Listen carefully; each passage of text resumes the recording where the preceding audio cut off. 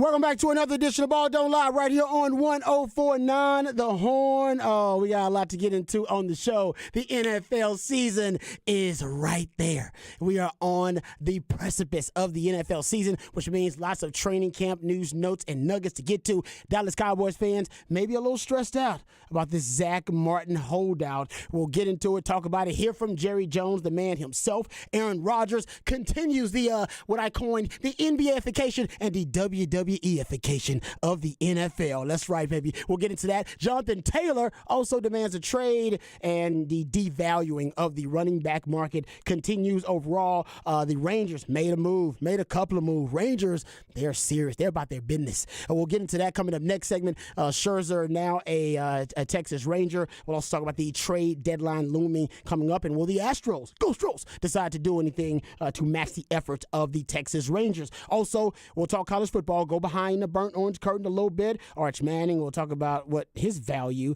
continues to do, which is skyrocket. Also, how about an offensive lineman signing an NIL deal with Lamborghini? That can only happen on the 40 acres. We'll discuss that too. The best player on every team in the Big 12. There's a Pro Football Focus list, and Phil Steele high, among a lot of folks, high on the Texas Longhorns. So we'll talk about that coming up a little bit later on in the 4 o'clock. We got a lot to get into. Before we do, let's introduce you to the rest of the crew. My man Patrick, he is here holding it down. He's the Idealionaire, hardest working member of the ARN family. He's got a hustle spirit, period. We don't know what he's paid. Pretty damn sure he's underpaid. It's Patrick Davis, y'all. What's going on, Patrick? Man, it is hot outside. It is hot outside. Yes, man, no doubt about it. I mean, and honestly, we got a couple of more months of this.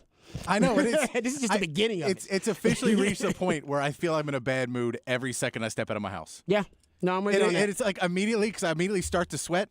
Like I feel the perspiration. Oh, no, me and you are sweaters. Like I sweat. Yeah. It didn't take much for me to sweat. And once I start sweating, it's hard to stop. Yeah. Like basically I got to take a cold shower to essentially stop sweating, or sit in AC for like an hour consecutively. Yeah. And I love the good folks here at this company, but I do believe they started shutting down some things since they've made the announcement. And I got to tell you, I did the Longhorn Blitz podcast up here earlier, and I was sweating up in there, and I got to tell you, a little warm up in here right now. Do you remember when the AM studio used to be the coldest studio? Yes. It was so cold that I've lost feeling in my hands in that studio. Exactly. I used to wear. And how much would we give for that room to be there? We'd be doing the show in there right now if it was that cold.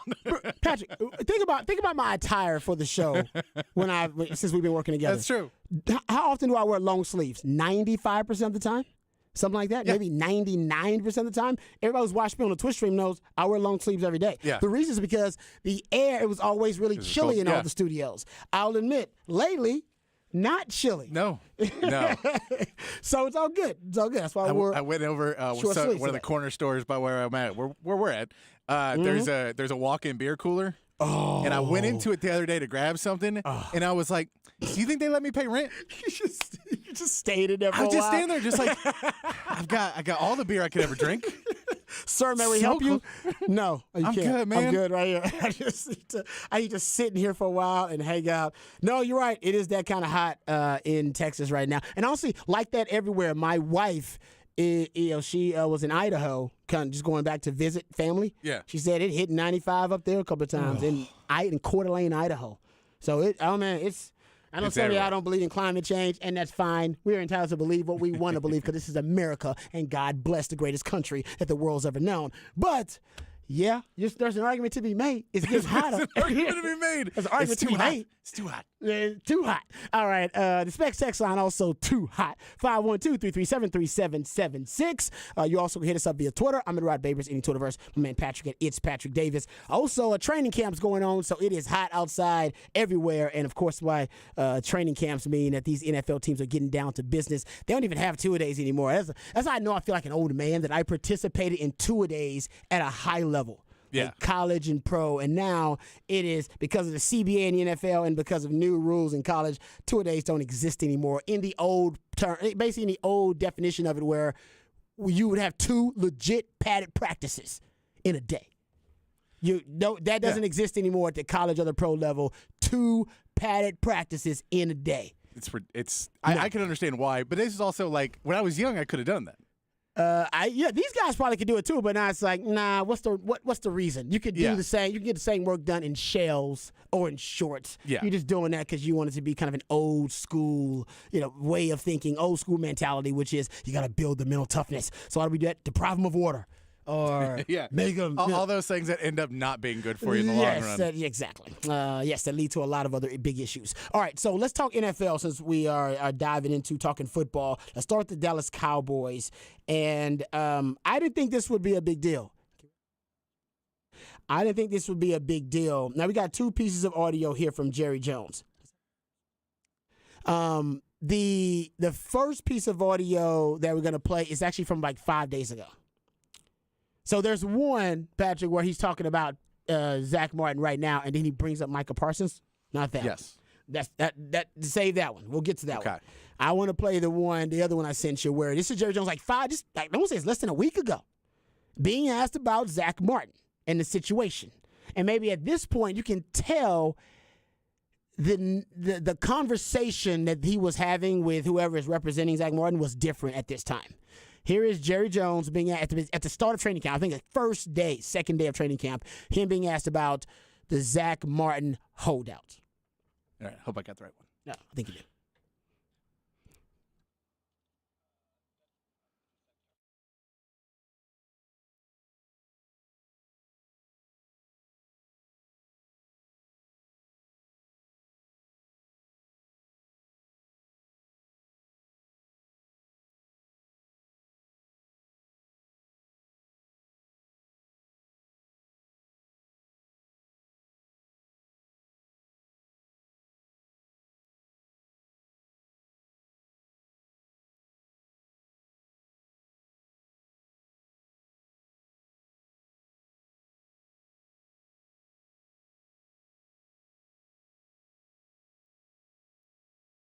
Okay, I don't need to discuss it, which is honestly a little that's uncharacteristic of Jerry Jones. Yeah. Usually Jerry Jones wants to discuss it in great detail and give you more detail than you need.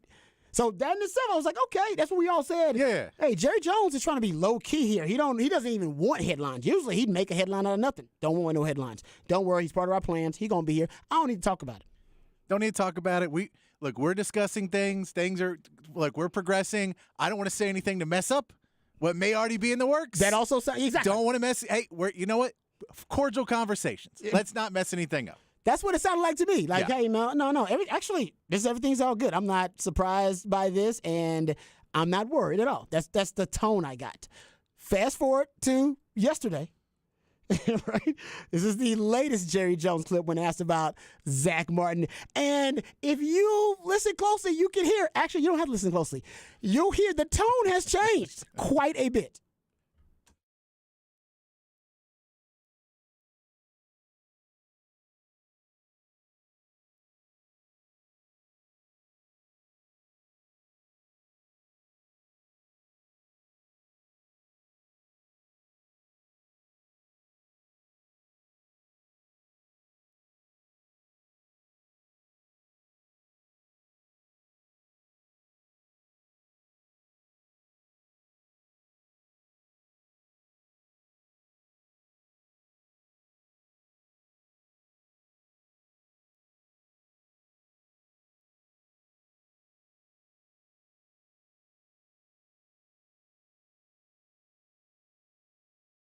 Wow. Basically, Micah Parsons got your money. It's like, what? Hold up. Why did Micah Parsons play in the role in this? This is about Zach Martin being the best guard in football and feeling like he's undervalued and underpaid. Now, we'll say this for Zach Martin. In the NFL, it's hard to get both. It's hard to be get top dollar value for your services or for that position as a player and sign a long-term deal. Yes. Like Patrick Mahomes, for instance, signed a long-term deal, right? 10-year deal or whatever it was. Yeah. And Patrick, at the time, highest paid quarterback in the league. But now he's what, 6th? 8th, I think. Yeah, exactly right. I think he's 8th. Right. After the Herbert deal. Yeah. Dropped down even more. So he's like 8th on that list. Well, if you want the long-term security, sometimes it's hard to get top dollar value and the long-term security. Zach Martin's the same way. Yeah, if you want. He had long-term security, 6-year deal.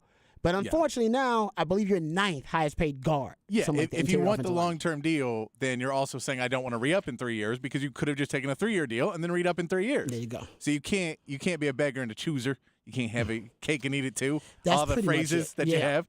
And I get it. And I think with Zach Martin too, there's a point of you're right, but I'm guessing he asked for too much. I'm guessing he asked for, or maybe an extended contract. I think Jerry was like, oh, we can kind of move some money around for you.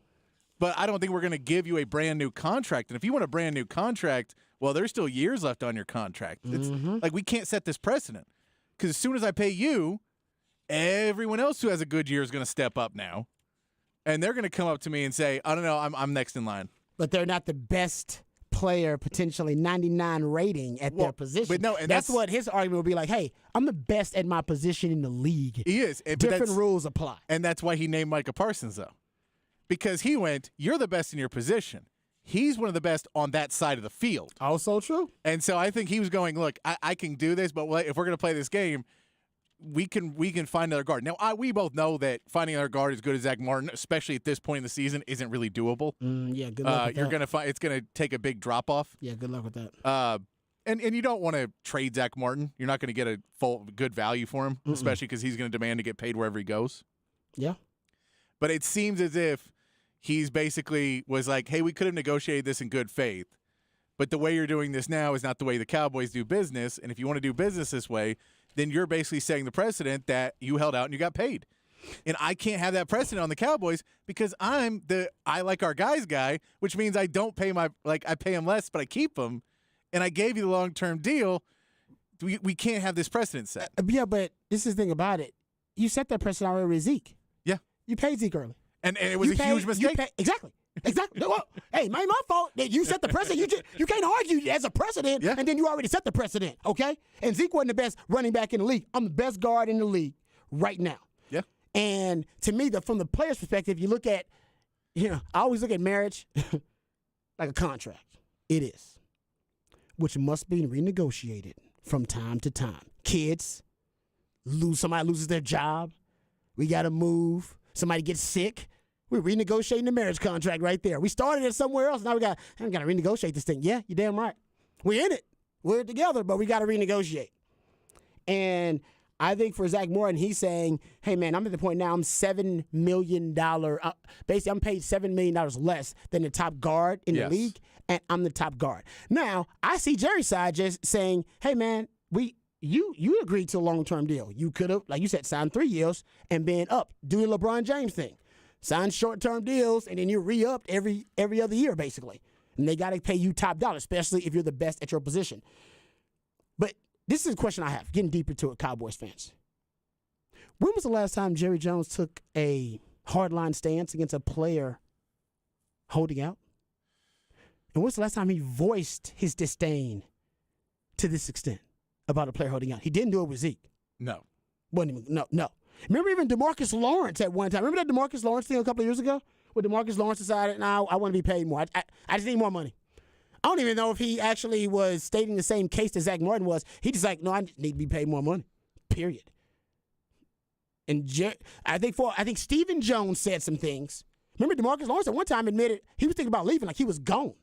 And Jerry Jones called him personally. Go look this up. Called him and said, we got it. Pretty much went around management. I got you. D-Law, you might die. I got you.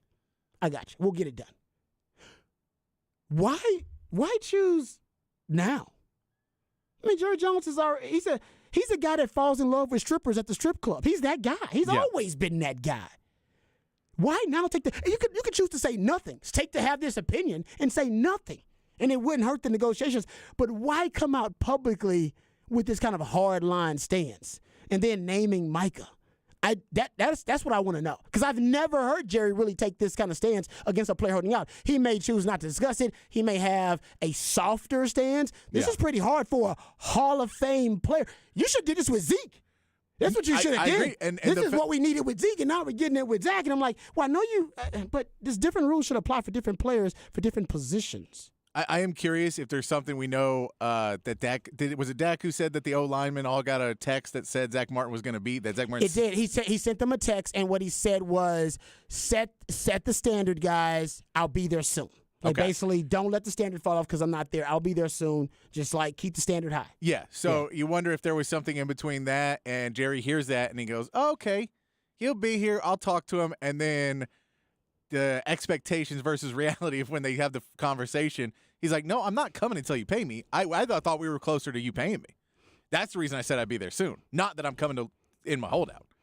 Like, it could be that. Could be that. Yeah, so something was different communicated. Something different was communicated in that time span. Or, I don't know. Like I said, Jerry Jones liked Zeke. He liked him. He just, whatever. I don't know if they were hanging out. I don't know if he went to dinner, whatever. Jerry Jones, whether you're Jason Garrett or whether you're Kellen Moore, if he likes you, he likes you. And it's good to have your boss like you. I think we all know that. If your boss likes you, it helps out. All right? It helps your situation a little bit. And I'm not saying you don't like Zach Martin, but it is weird that Zach Martin is the hard line stance that he takes. And it's like, Jerry Jones is always willing to give a guy a little bit more money to show the player he appreciates the player. Did it with DeMarcus Lawrence. Let Zeke skip the line. He let Zeke skip the line over his quarterback. Yeah. For nobody in the NFL right now, Jonathan Taylor, he's like, no, man, you're not skipping the line. He skipped the line over the quarterback. He paid Jalen Smith when nobody thought he should pay Jalen Smith because he liked him. He's like, I like him. He's my guy.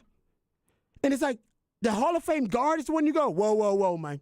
Nah, we got to pay somebody else. Micah's got your money. It's just weird. I just think it's weird. I'm saying I'm not saying he's not right. I'm not saying who's right or wrong. I think both sides have a valid point. It's just, don't you agree?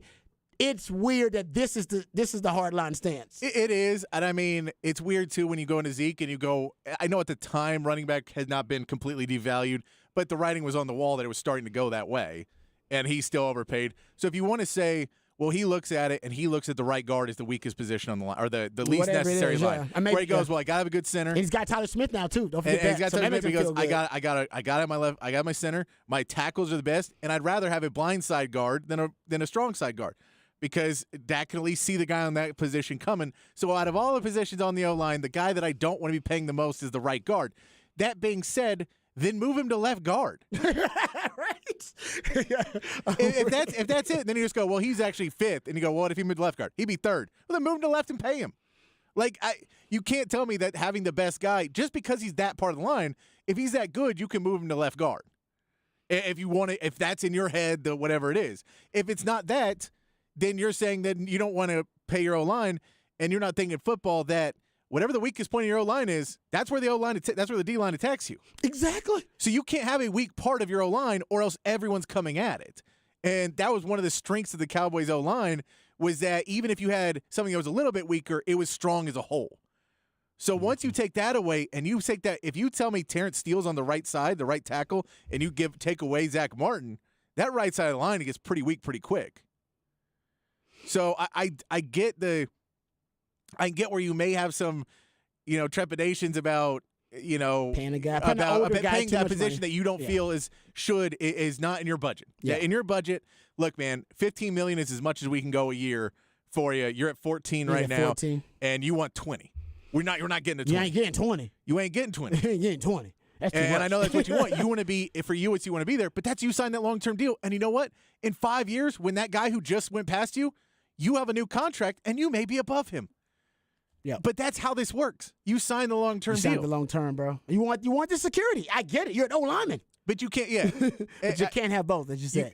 You can't have both. And so it is that line where it's like, I get you can restructure things. You can say, hey, man, I need more on a bonus. Hey, if we can move it here, and then maybe next year you give me another $2 or $3 million, and we figure it out. But if he's actually asking to get back up onto near the top of that list, I get Jerry, and I'm with him. Because I don't think that would, any of us thought that was going to be his full thing, was I need $7 million more a year starting this year. That's a big ask. That's a big jump. That's more than most teams' running back rooms right now. Yeah, no, it's a big jump. No, I don't disagree with that. And no, his texture says maybe he's tired of being burned. And finally, every time these guys get paid more, productivity seems to go down. I don't think it always goes down, but there's definitely something about, once guys in their contract years play better. You know? Well, and not only that, So- you got to remember this is a 50% increase if he were to get $7 million more. Yeah, 'cause That he's is making if you're 14, million you right add now. 7. That's a 50% pay increase, which is pretty But hefty. if you're a player and I'm a player, you got to get paid while you're in your prime, and you got to get those dollars while but- you're in your prime. If not, we look at the running back market right now. You become the running back market. I You agree. cannot allow that to happen. No, and I So think that's- I it's think there part is of- a middle ground of it, and I'm not sure that either guy wants to go there. And I think Jerry was going to be closer to the middle ground. But if you were to look at how this would play out in most business negotiations, it goes, But hey, it's you not. want this? That's a No, That's I a faulty agree. premise. It just doesn't play Yeah. out the same way. You know this. Yeah. Like it's. You But know, I'm saying you're going to go, hey, I want to get pay raise. And you go, okay, well, we're going to start negotiations around where we would. That's the highest that we're going to pay you. Yes. And we're going to try and work from there. But we're not going to start where $7 million. Like that's we're not even talking at $7 million. No, because exactly. No, it's a good point. And so I think 50%. that's where it is you can't Well, start. we don't know he's asking for that either, by the way. No, we That's don't. it. That's We the don't. stats about where he is in but it feels like if hierarchy. it was 2, it could be done. Yeah. Well, we don't know. And that's the that's point about it. Is Jerry Jones playing hardball where it's like, Yeah. no, you get nothing, man. You come into camp. You That's show right. up to We camp don't and know. we'll discuss. We don't know if they're Yeah, asking for that's $7 true. million more, and we don't know if Jerry's saying, hey, man, now I want to give you $2 million more. You Yeah. need to come to camp. That's your contract. We have no idea. We're filling in the gaps here. We do know there's repercussions if he doesn't show up. There are, as Jerry Jones mentioned. My point is like, has Jerry Jones played hardball like this before? No, not that He hasn't, and that's why it's weird to me. And maybe now he's changing his ways. But who the hell changes their ways when they're 70? What is he? 77? I don't know how old But Jerry Jones he is. has changed his way in a lot of ways, though. Like, I mean, we've seen he made 2 trades this offseason. They made 2 trades. That's really not changing their ways. Changing their ways would have been going on the free agent market. That's Remember, true. they're a bargain basement team. Yeah. So they build through the draft. They're the most homegrown team in the NFL. Build through the draft, and then they look for the most cost-effective ways to acquire talent. That's why they love, more than any other team in the NFL, they love getting former teams' first-round picks that have failed. Think about it. Think how many they got on their team right now. Former first-round picks of Yeah. other teams they bring on. So that kind of team, if they'd have just spending big in free agency, that would have been different. They didn't do that. They just still went cost-effective, which is good. I like Yeah. that approach for the Cowboys. My point is, usually they pay their guys, though. Yes. Like I said, DeMarcus Lawrence started complaining. They paid DeMarcus Lawrence. Zeke skipped the line, paid Zeke, even though he's a running back. Hell, Jalen Smith, nobody even knew Jalen Smith wanted more money. It's like, all right, hey, man, take this money, man. We like you. You're good. It's weird that he's taking his stance against Zach He's Martin. already paid Trayvon. He already paid Trayvon Diggs Paid this Trayvon. offseason. By the way, Trayvon didn't want to break the bank, though. He didn't want. No, he didn't, but he Top did. But he five. did get paid already. Yeah, and it's a good point. So, like I said, and we know the salary cap. Listen, there's a belief about the salary cap in the NFL that if you're savvy enough as a capologist, that you can find ways to, I don't want to say the wrong word. You can find words to circumvent the cap. You can't manipulate it. Manipulating is bad. That'll get you, consequences in the NFL. But you can circumvent and maneuver the NFL salary cap. It's different between there's tax evasion, which is illegal. Uncle Sam will put you in jail. But then there's tax avoidance, which is perfectly legal. You can avoid taxes. You just can't evade taxes. That's the difference. And same thing with the salary cap. You can maneuver, circumvent, but you can't manipulate. They're subtle, but they're differences. Yeah. And the truth is, cash, as you've talked about this before too, Patrick, cash is king in the NFL. But the salary cap is flexible and malleable. The cap is simply accounting. That's it. You need a creative accounting. Yeah, that's it. It's just accounting. That's all it is. That's why you can prorate deals, restructure deals. You can hide money in a contract, take that money out later. You can front load and back load. You can put it all in the signing bonus. And then like Aaron Rodgers did. But there are tons of different ways to move money around. It's all about being creative in your accounting. And you also have cash. And cash is still king in the NFL. You get a discount for just paying cash. Yeah. You can restructure somebody and be like, man, I'm just going to pay you cash. You cool with that? Like, yeah. Lower their cap hit, everything. And who's got cash? Jerry Jones got cash. Tons of it. It's all about just creative accounting. So this just basically means he doesn't want to go to his accountant and go, hey, capologist, find me this much money for Zach Martin. Find it. Get it done. That's all he does. He knocks on that door. Hey, capologist, I need this much money for Trevon Diggs. Get it done. No, and I can. And you go to the door. So my point is, think about this. Look at the Jalen Hurts deal for the Eagles. Remember that deal that he signed? They paid him, what was it, $50 million a year, $51 million a year, 179 in total guarantees. Remember that deal? $255 million deal over 5 years. Do you remember the cap hits? Anybody remember these? Remember the cap hits, Patrick? No, I don't.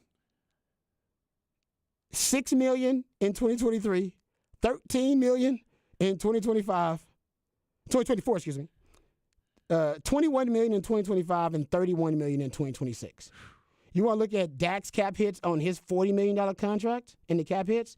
17, 19, 26, and 59. Yeah, it's just creative accounting, guys. I'm not smart enough to figure it out, I tell you that. But billionaires can hire really smart people to do it. And Jerry Jones could find that money. He could find that. That money is there. It's all about massaging and manipulating the books. Sorry, maneuvering, circumventing the books. Don't manipulate. Don't manipulate. That's bad. All right. That's like evading taxes. You want to avoid, not evade. He can find that money. He don't want to find that money right now. Jerry Jones like, no. I'm drawing my line in the sand. I ain't looking for that money. We signed the deal. I'm going to make you, as this texture says in all caps, honor your contract. So this is more about principle for Jerry Jones. If he wanted to find an extra $3 million to put you up to $17 million so you'd come to camp just for this year so we could sell it this year, he could. Yeah. He don't want to. Well, and there's also something looking at Zach Wilson's contract. Sorry, Zach Martin's contract. Yeah. That he's already restructured this multiple times. Yeah. So he's basically, his cap hit next year is already at $23 million. Mm-hmm. So there is something, and there's already 2 restructure years past the contract. So you may be out of restructure. So you're kind of at the point now, too, where you're like, I can't necessarily push this off without really hurting myself 4 years down the line. Because now we can push it all back again, but now when you're 36 and I got to go find another right guard, I'm going to be owing you $35 million. And I can't do that. So I kind of need to get out of this at some point, and you needing more money while your cap is screwing me now because you'll take it tomorrow. I'll pay if you pay for me today. And I think that this may be also a sticking point for Zach Martin and Jerry Jones because he's saying we've already pushed everything back, and now if you want to put me more on pushing the back end, I'm going to be paying my right guard $35 million on the cap. Until he's like 36 years old. Yeah, because what you'd really want to do if he doesn't have all these restructures is sign him to extend him 4 or 5 more years, give him a big payday right now, and basically spread that out over 4 or 5 years. The problem with that is you're already back about $30 million in restructure because when he's off the books in 2025, you're paying another $10 million, another $5 in 2026 on the restructure. So that's another $15 million when he's already off your books. So to add on even more to that and to get him to sign a deal that says he's going to basically retire, because that was the Von Miller deal with the Bills, was, hey, we're going to sign you a 5-year deal. You're going to play 2 or 3 of it. And then you're going to retire, and then we can find Aaron other. Rodgers' deal is basically that, too. It's essentially that. And it's once you retire, there's other creative ways we can do stuff, and we get cap relief, and the NFL will help us out with some cap relief once you retire. It's like a tax code. There's so many loopholes and different things. We need you to retire, because if you don't, we're screwed. But if you retire at that point, then we can push everything, designate over here. here, and we can make the cap work. Plus, the cap's going to go up, so we'll be okay. Yeah. But this is all as I said, that's why a lot of it is. It's a creative accounting because you're just making assumptions like, all right, the cap will go up $15 million. I'll have this. He'll retire. We're going to cut this other guy over here. It really is. But Zach Martin's 32, and you go, well, a right guard could play till he's 39. 40. Not a high level. Not a high level, but he can sit there collecting that check, and that's crazy. Right. So I feel like that may be more of this is they were like, well, we did our creative accounting, and we were not expecting this part of it. Yeah, we've been as creative as we can get with this contract, and we are done. That's a great point. I totally agree with you. I totally agree. I'll make this one point because I know we're up against it, and we got to get to the break. This is my last point on the subject, though. I will say this. One of the things that could end up getting Zach Martin paid, no BS, what the Cowboys do in the draft? Drafted a defensive tackle, interior D lineman early on. They got Jonathan Hankins they re-signed. Oza Odigizua, who's a pretty good interior D lineman. If I'm Zach Martin, hitting those guys up, full scouting report on every interior D line, lineman for Cowboys. I need y'all to just disrupt, create chaos in the practices where the Cowboys are like, we can't even run practices because our interior O-line is such trash, we can't do anything. All right, Matt Forniak and Josh Ball cannot keep up. I'd call him, I'm like, bro, listen, get him his right side, he's bad. When he sets his foot back, go look at his leverage, can't get his back. I'd give him detailed scouting reports. Detailed, like, hey, man. Because honestly, I think that'll end up getting Zach Martin paid sooner rather than later. If they're in practicing like, Have you seen the first team O-line? Dak can't even get a pass off. Yeah, but They're trash. But I'll right tell you now. that if I'm Jerry Jones, I go to Dan Quinn and I go, rush the outside, buddy. Micah. hey, if you send anyone up the middle, I'm cutting all your players. You rush the outside because I got to make that interior look real good. Bro, we had practices with Casey Hampton, and by the way, if you haven't looked at Casey Hampton's stats, he led the team in tackling one year. He's a beast. He's a beast. One of the greatest defensive players in the history of Texas football.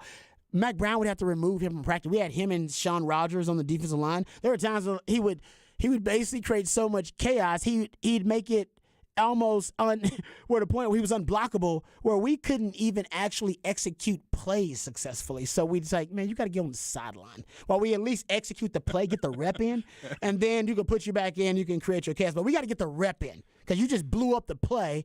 And the quarterback couldn't even get the screen off. Like it's all like no. So that could happen. You'd have been making people go to the transfer portal if that was around back then. Yeah. So if you're Zach Morton, hey man, that's the way to get it done. All right, so look Cowboys conversation. We also have the Jonathan Taylor saga to dive into. We'll get into that. There's other NFL stories that we got to dive into because Aaron Rodgers continues the NBAification and the WWEification of the NFL. So with those, but we got some baseball coming up next. Man, the Rangers making big moves. Rangers are going all in, it would seem, on this year. It would seem that the Astros playing catch-up with the Rangers. That has not been the case in a really, really long time. We'll talk about that when we come back right here on Ball Don't Lie, 104.9 The Horn.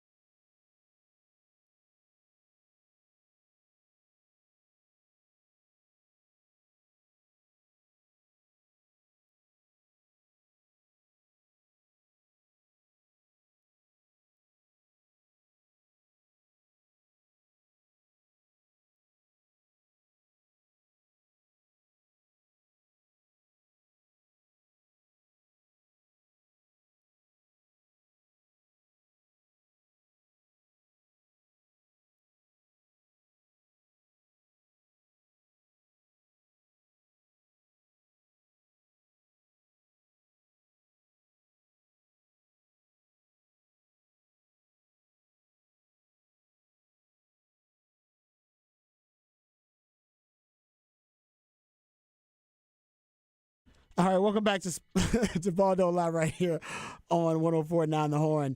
Texter says, can I go off subject a little bit? Didn't Dak say he was cutting back on interceptions? He already threw like 4 in camp now. I don't count training camp stats. I'm not that guy. But if he's thrown 4 interceptions already, and what are we, a week and a half in now? We like 6 days, 6 practices in or something like that. That ain't good. That ain't good. I looked at the stat about Dak real quick though, because I know Cowboys fans. It's so weird. Me and Harsh talked about this. Actually, I think it was Harsh's last show about how Cowboys fans they can't embrace Dak. They can't embrace him, and it's weird. And last year did not help. His 15 interceptions in the regular season, which led the league, by the way, they were the lowest total of interceptions for a league leader during a season since 1937. Tied with the league leader in 2020, 2024, 2046. So it's happened multiple times. So it was tied for 3 different other times. And I mean, that's, to me, yes, it was uncharacteristic of Dak to throw those interceptions. But even the 15 that he threw in the regular season, it still was a lower total when you're looking at the overall perspective in context of NFL history. Just throwing it out there. I know that does not make Cowboys fans feel any better, considering he threw 2 more in the playoffs and then he's throwing them in training camp. So hopefully that is something that Dak can remedy before the season starts. All right. Texas also says they didn't want to pay Emmitt Smith until he sat out and Dallas went 0-2. You right?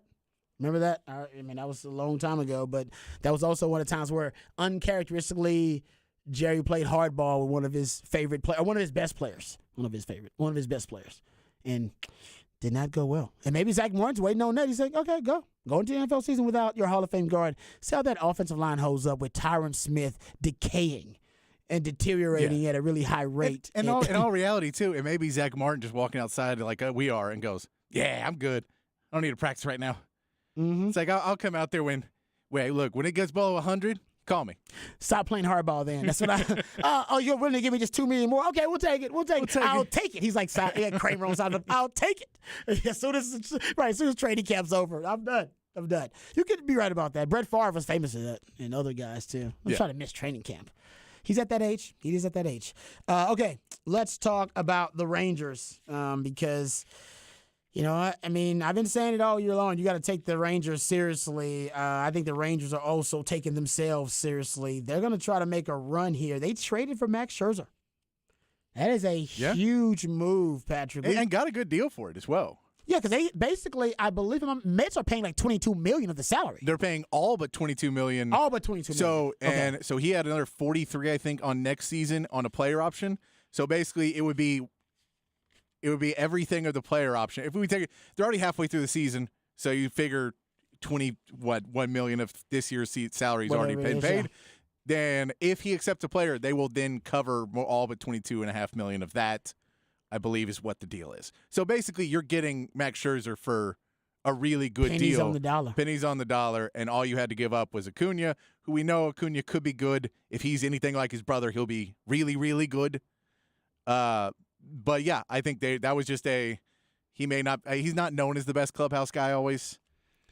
Just because he's a very intense guy. You can absorb that with a good culture. Yeah, but I think when they're like, hey, we got to change some stuff up.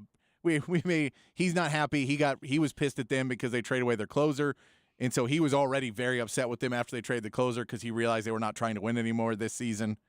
And so he tweeted something out of I have to go talk to the owner, or he said it in a conversation that he had to go have a meeting with management after they traded away some of their guys.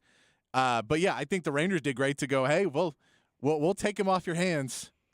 We'll take him off your hands. And if you could help us out with that contract, because we don't want to pay, another $63 million for him. That was fantastic. Yeah, no, that's a really great deal. And the Rangers did trade away some key prospects because they also got Jordan Montgomery, another starter, in the trade, and a reliever, Chris Stratton, also. So the Rangers, now they're starting rotation, considering how well Nathan Eovaldi's been pitching lately. Hell, even Dane Dunning actually has been pitching really well lately. Considering that, now you bolster that group with Scherzer. Remember, that was supposed to basically be DeGrom's role. You basically have decided to replace another Mets ace with another former Mets ace. Yes. And I can tell you, that's starting rotation now with Martin Perez, too. John Gray. You're adding experience. Yeah. You're adding experience. Playoff experience. You're adding playoff experience to a team that, down the stretch of the season, we've seen they struggled a little bit in the last couple series. you need to bring in somebody who has that fiery competitive spirit that I think Bruce Bochy's trying to bring in there. We saw them, not back down to the Astros. I think he's trying to bring that. And Scherzer is a guy where I say he's not always great in the clubhouse. If you're losing, he wants to win. Mm-hmm. Let's put it that way. So for a winning team, he can be a great asset. But if you're losing, he may not be the nicest guy to be around. He's one of those guys that doesn't like being touched. He's going to have to deal with there's a thing that I can't remember the pitching coach for the Rangers, but he will continuously go up and he'll always touch the shoulders of the pitchers when he goes up and meets them. He doesn't massage the shoulders, does he? Yeah, kind of, but he goes He up. does, really? He kind of goes up and talks to him like that. But the shoulders is a thing. Like, I was watching the game with my buddy Joe, Wow. and he comes over and Joe goes, just watch this, and he goes, and grab the shoulders. He's like, he does it every time. And apparently, and Scherzer's not a fan of that. So, I wouldn't be either. I don't like people massaging my shoulders if I haven't given consent. So that'll be fun to watch. If you're not a Rangers fan, just watch out for that on Scherzer's on the mound. That'll be awkward, yeah. That'll be very entertaining. But no, I think it's a great trade for them. I am curious if the Astros make any moves. Mike Maddox, text was saying here. Mike Maddox, yes, that is who it is. And thank you, text for reminding us Eovaldi is on the deal. I was speaking like once everybody is back. That'll be they said him shutting him down for about a month. That'll be a rotation, yes.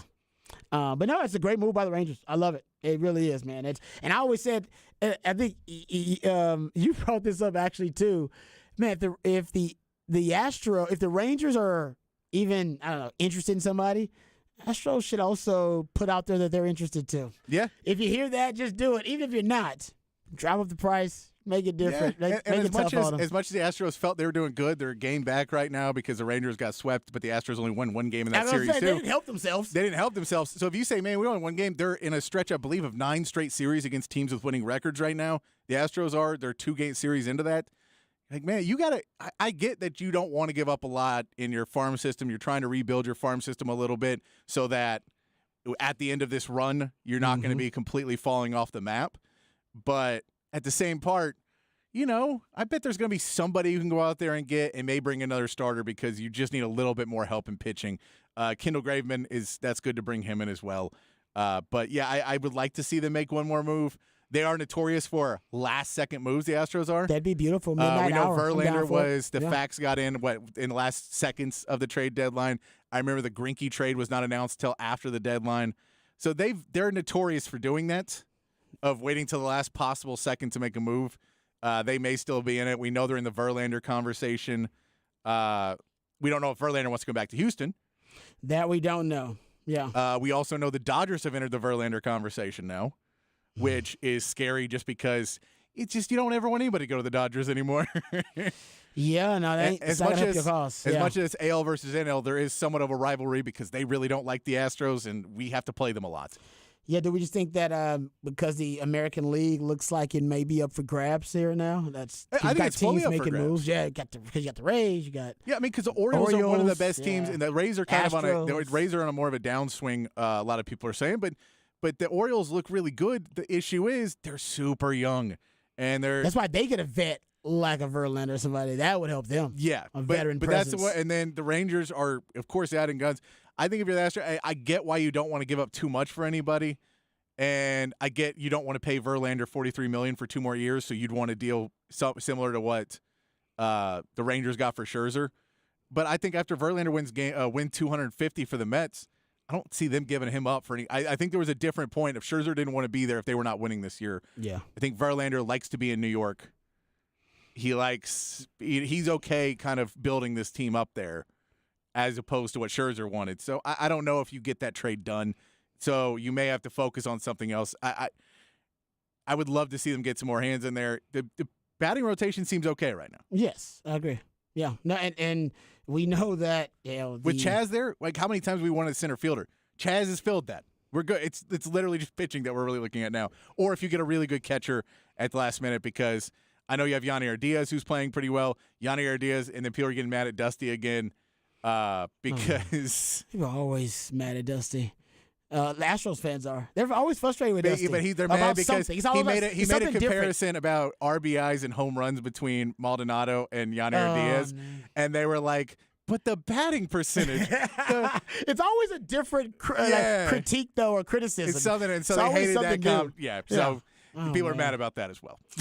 No, the Astros fans have been they love Dusty, they do, but they always have something to criticize about him that they don't like about him. And hey, maybe it's because Dusty, he keeps you on your toes.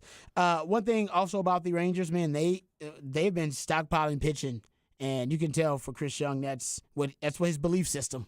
Can never have too many good arms. He's just stockpiling it. So for the Rangers fans out there, I know they're excited. We're waiting to see. Maybe Patrick's right. Midnight hour. Maybe you'll get something from the Astros. But for the Rangers to be leading the division, still are, by a game and a half, I think it is now, and to make the moves that they've made, yeah, they believe they're the real deal. So all they gave up were, I think, the 11th. They have the 3rd, 11th, and their 14th prospects, the highest ranked prospects for them.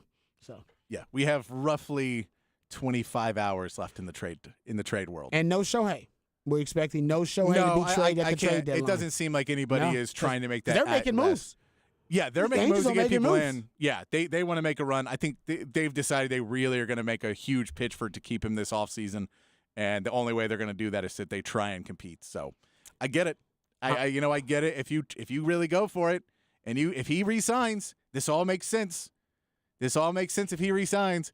If he doesn't, it's you guys sell the team, man. It's one of the sell greatest the team. miscalculations in sports history if he doesn't sign Yeah, there. that's sell the team. Yeah, huge error in judgment. But if he signs there again, hey, you know what? It's a money move by them. I don't know if this is a compliment or not, Patrick. Someone says Pat's voice sounds like how gravy smells. Yeah, I don't know. That's a new one for me. I love the way gravy smells. Yeah, I don't think it's a bad thing. So I think that's a compliment. But white gravy or brown gravy? Well, it doesn't matter. Gravy smells good. Even white gravy smells good. I don't eat white gravy, but it still smells good. Smells good. Yeah, and all I ask is have both. Why are we gravy racists here? I'm not gravy racist. Yeah, I mean, when a restaurant's like, oh, we have white gravy, like, why? Have brown gravy. And if you had just brown gravy, like, why do you have just brown gravy? Have white gravy, too. You know we want both. We want the white and we want the brown. We want choices. We want choices and options. Someone says old gravy. Boy, that ain't good. No, that's not. That's I thought you meant like good gravy. All right, good tasting gravy, like Hayes City Store stuff. You know what I mean? I'm going to take it as a compliment. I think Sorry, you should take it as a sorry for your compliment. insult, sir. take Take it as a compliment. I would take that as a damn Old good gravy voice. Old gravy. I was hosting a Mac Brown women's clinic at one time, and a woman came up. I was doing a show with Craig Way at the time. She came up to me. She said, I love your co-host, Craig Way. And I was like, oh, yeah, he's the best. He's the man. Love Craig Way. He's unbelievable. And she's like, no, he gives me eargasms. I swear, she like whispered in my ear where I can feel her breath on my ear. It was one of the weirdest moments I had ever had in my life. I was like, what? And she was like, she wanted me to know. Like, basically, that was an erotic listenership thing going on with her and Craig Way's voice. And I was like, I'd ask no follow-ups. I didn't want to know what she was doing when Craig Way was talking on the show. But she leaned in, whispered in my ear where I could feel her breath on like my ear. Like it was like, still remember to this day. Eargasm. That's why I got that term. It was her. She's like, eargasms. And I was like, is that a thing? Do women get those? I've never delivered one before. I've never given one of those before. Who knows? I just get a picture of her listening to Say Goodnight to It now with a whole different. Exactly. Light the tower? Come on. She's scared. She's all about it. She actually wasn't bad looking either. I would, honestly. Just so you know, she wasn't bad looking. That's what I told her. I was like, she actually wasn't bad looking. You know what I mean? She didn't look like a female truck driver or anything. Like she was actually. She didn't look like the type of person that we're all picturing. Yes, I didn't feel like, oh, she must have been disgusting. No, she wasn't. Like I'm telling you, she was pretty attractive actually for her age. I think she was like in her 50s, but she was attractive. She was like, no, Craig Way does it for her. Anyway, yeah, exactly. Someone said, how did she look? She looked. I was like, when I looked, I was like, I would. I mean, Rod B wouldn't reject her. Boom. So that means she's at least a 6.5. Do you know what I mean? Other than that, I get real picky out down. If you're like a 4.5, I don't know. But if you're average, you gotta be as average. Yeah. If you're average, I would do it. Usually, if I was a single, below average, I'm like, I don't know. You below, I don't know. I want to go there. But average, dude, and we're all average. Everybody. But my theory is most people are just average looking, and then there's the I think the extreme minorities that are good looking, extreme minorities that are unattractive. I don't want to say ugly because that's a. Yeah. By the way, ugly is like a slur these days. Don't say ugly. Say unattractive. You know what I mean? Don't say ugly. Because some people they know they're unattractive, and then they see ugly as a derogatory term. You gotta own it. No, you can't. I don't. Yeah. Because they're like treated like the worst minorities in society. I don't know. Because I feel like the longer a word is, it always seems worse. nah. I don't know. I don't know why Really? that. Yeah. You ready to call somebody to say they're ugly? No, because like fat, I go with fat before obese. So he goes, "That guy's fat." I go, "Yeah, Overweight? What about overweight? that's too long. It's too 'cause- Overweight is too long. I'd rather Yeah. say overweight than fat. She's fat and ugly. She's overweight and unattractive is better than she's fat and ugly. You might have something there. You might have something there. Nobody wants to be fat and ugly. Like, hey, you're overweight. All right, I can do something about that. Have a point on that one. Come on.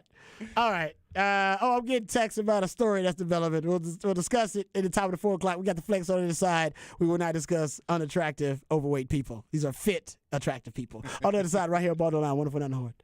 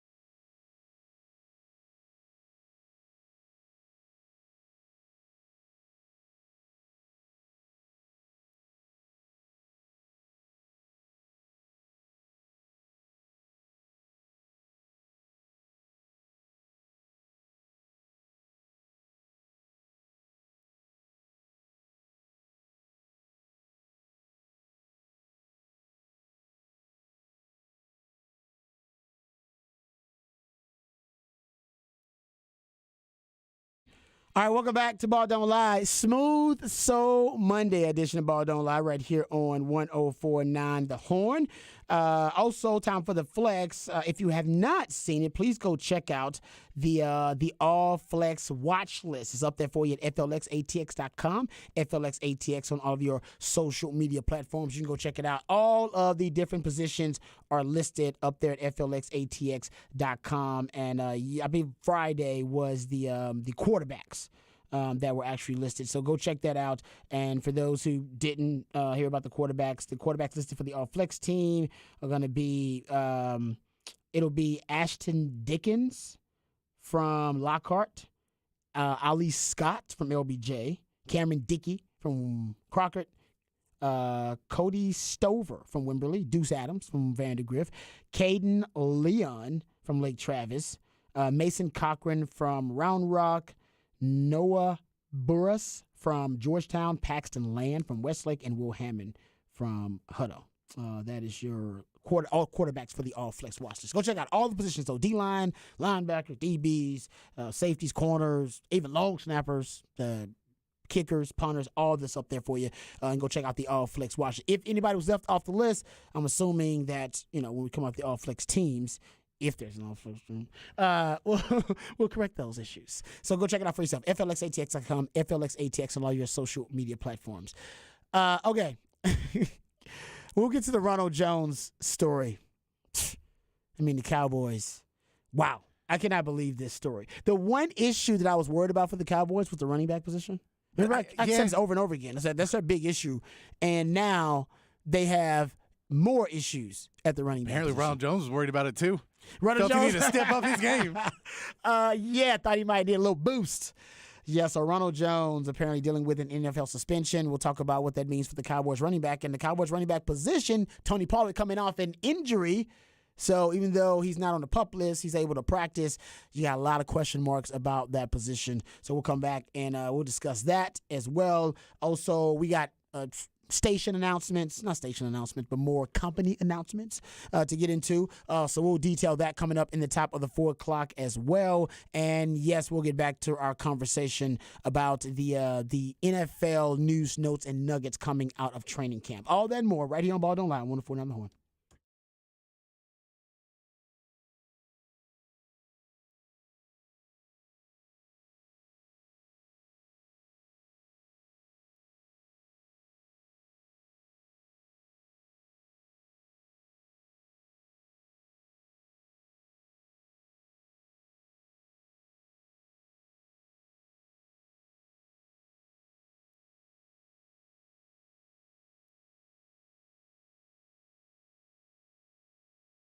Hey, what's up, folks? Lifetime Longhorn Rod Babers here. Let's talk about, Dr. Greg Eckert and his fantastic team. If you have any concerns about your dental health or your dental hygiene, you need to reach out today to our good friends over at Dr. Greg Eckert's office. He has a great team. It's an all-star team. But what I love about Dr. Greg Eckert is, he can handle anything. They can handle anything that has to do with your dental hygiene or your dental health. Maybe it's just general dentistry, but teeth whitening, porcelain crowns, dentures, dental implants, full mouth reconstruction, even root canal therapy, you name it. If there's any issue with your dental hygiene and dental health, all you got to do is reach out to Dr. Greg Eckert and his fantastic team, and they will ensure that you're getting the best quality dental care available. Now, what I also love about Dr. Greg Eckert, because he's someone who's obsessed with his profession, he's got a passion for helping people. He's actually always on the cutting edge of the technological advances in general dentistry. And right now, he can give you a brand new smile in just one day. I know you think to yourself, that's crazy, a brand new smile in just one day? Yeah, talking about permanently secured to your dental implants, no time spent without teeth. You'll get temporary fixtures until you complete your permanent smile, and you'll smile again with confidence and eat freely without pain or discomfort. We're talking about a lifelike permanent solution. So if you've been told your teeth need to be replaced, call Dr. Greg Eckert today to learn about this revolutionary alternative to dentures. It's a brand new smile in just one day. Sounds too good to be true. It's not. It's just Dr. U. It's a complimentary consultation, so you got nothing to lose but everything to gain. Give them a call, 512-345-3166, 512-345-3166, or visit dreckert.com, DRUECKERT.com.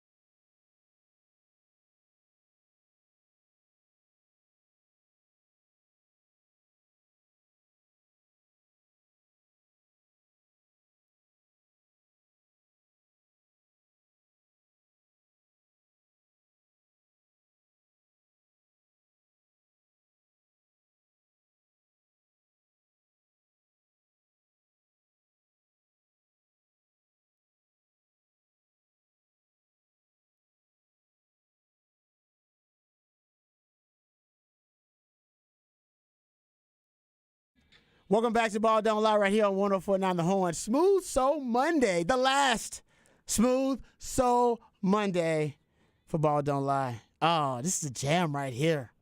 Who actually sings this song? I've heard It's some the of Staple Singers. Wow. I need to have this actually in my Yeah, collection. so let's do it again by the Staple Singers. Yeah. Is it she doing what I think they're doing again? I mean, I would assume. Well, I don't just asking. I would assume. I haven't listened to the lyrics of it. I guess do it again. I'm like, well, what do you want to do again? I don't think she wanted to like grocery shopping. You go on a roller or- coaster? You remember when you used to go on a roller coaster, you run back around and get right back in line as a Yeah. kid? Yeah, maybe it was that. I don't think this is like the Rams. Let's run it back. Hey, if you want to do it again, it means you had a damn good time. I wish I could do this again. Ball don't lie, because I had a damn good time. Still having a good time. Thanks, my man Patrick, the Idealionaire, on a Smooth Soul Monday. 512-337-3776. We had a conversation earlier about basically words that you would use to describe folks who may be, Pat said you can't call people fat. That's not cool. I think the best way to describe, this only describes to women, because I don't know, maybe women describe men like this too, who may be overweight, but you still got it going on. Thick. Yeah. That's the new thing. You describe them as thick. Yeah. She's thick with it. She's thick. That's good. Boom. BBW. Big, beautiful women. But I think there is. That's the guys have the thing where it's like men, you don't have. But there's the she's thick with it, and then there's she's thick. Either way, it's better than Yeah, saying it's something better. ugly. Yeah. Like, she's thick. Thick, I think, is the way to go. So you want to describe a woman, a little hefty, still got it going on? She's thick. She's not overweight. She ain't fat. She's thick. Could we go with the BBW? BBW works too. That's the adult entertainment. It is, but I mean, believe I think you can. designation. She's a big, beautiful woman. Yes, that's what it stands for. Yeah. So let's pump that up. Let's be nice. BBWs and these thick ladies. Yeah. Because, that's what we want to throw out there. Positive body image for every damn body. Positivity. I don't even know how we got into this, but I wanted to specify. We want to specify. We're not hating. Tex says she's a sturdy girl. Yes. She's sturdy. Yes. Oh, that's farm animals. No, sturdy works. She's swole. Okay, no. You can't call her swole. So we call dudes who are lifting weights. No, she ain't swole. No, thick. Sturdy works a little bit too. Because sturdy implies that, hey, if there's some activity, hey, you sturdy, girl. I can, you know what I mean? We can still get things going. You're not easily moved and thrown about. Sturdy. Yeah. Sturdy, like when I sit in a chair and I ask, is this chair sturdy? or am I going to be buying you a new chair? Hey, listen, I had nothing.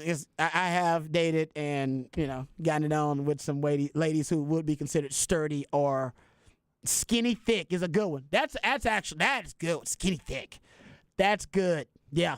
Thick with it, sturdy. What, that big bone? The big bone still work as a compliment? No. For a bigger woman? Big bone. No, because big bone was what your parents told you. Don't worry, you just big bone. But we talk about, yeah, you're right. Because that's why skinny thick works, thick with it, thick works, sturdy kind of works. Because I'm still, BBW is probably the best one. She's BBW. Yeah. Big, beautiful woman. More cush. Okay. Text her. All right. Thank you, listeners, since 2000. But my point is, hey, there's a lot of big, beautiful women out there, and we just want y'all to feel love, too. All right. I didn't mean to dive deep into that subject, but I want to clarify. Specs X line, which is already out of control, pleasantly plump. Like that one? That's not bad. That's oh no, I did. I heard Bucky say this too. Bucky called his wife a pack mule once. He did call her a pack mule. That sounds like a Bucky thing. Yeah, I don't know why he called her a pack mule, but I agree. I was thinking to myself, what does he think? Because I guess I don't know. I'm not. No, that's his wife. I'm not going there. I don't know why he called it about his wife because I've seen her. She's beautiful. She's gorgeous. Like he's way out kicking his coverage. Like he's like freaking Longball Dixon or Erkschleben because she is gorgeous for real. So I don't know if I'd call her a pack mule, but Bucky did. You can call your wife whatever you want to. I'm not calling his wife that. Yeah, I used to call myself when I was in that zone when I'm hanging out with one of these BBWs. I was a plus size pleaser, a Weight Watcher, a Lane Bryant lover. Boom. Shout out to voluptuous is good too. That's Craig. Craig Way would have addressed the bigger ladies. I like that. You're voluptuous. Yeah. All right, let's talk about Ronald Jones real quickly because this news just broke. So we don't have a lot of detail on this story, But the Cowboys do have an issue at the running back position because Ronald Jones, who a lot of people thought would end up being second, third string in that running back room behind the Cowboys, I believed he was going to make the team. He has been suspended for the first 2 games of the season for violating the NFL's PED policy. We just saw the story, Patrick. I don't know if you saw it this weekend. I don't even know if we sent it on our text chain because I didn't think it was going to be a big story. Apparently now it is, that Zeke was hanging out with Mac Jones at dinner. Yes. And that Belichick was asked about Zeke and all this stuff. So Zeke to the Patriots is now a thing, yes, potentially. We've heard that. I mean, I would say we also saw the news that Sonny Michel retired this weekend from the Rams. Mm-hmm. So that opens up another running back spot for somebody.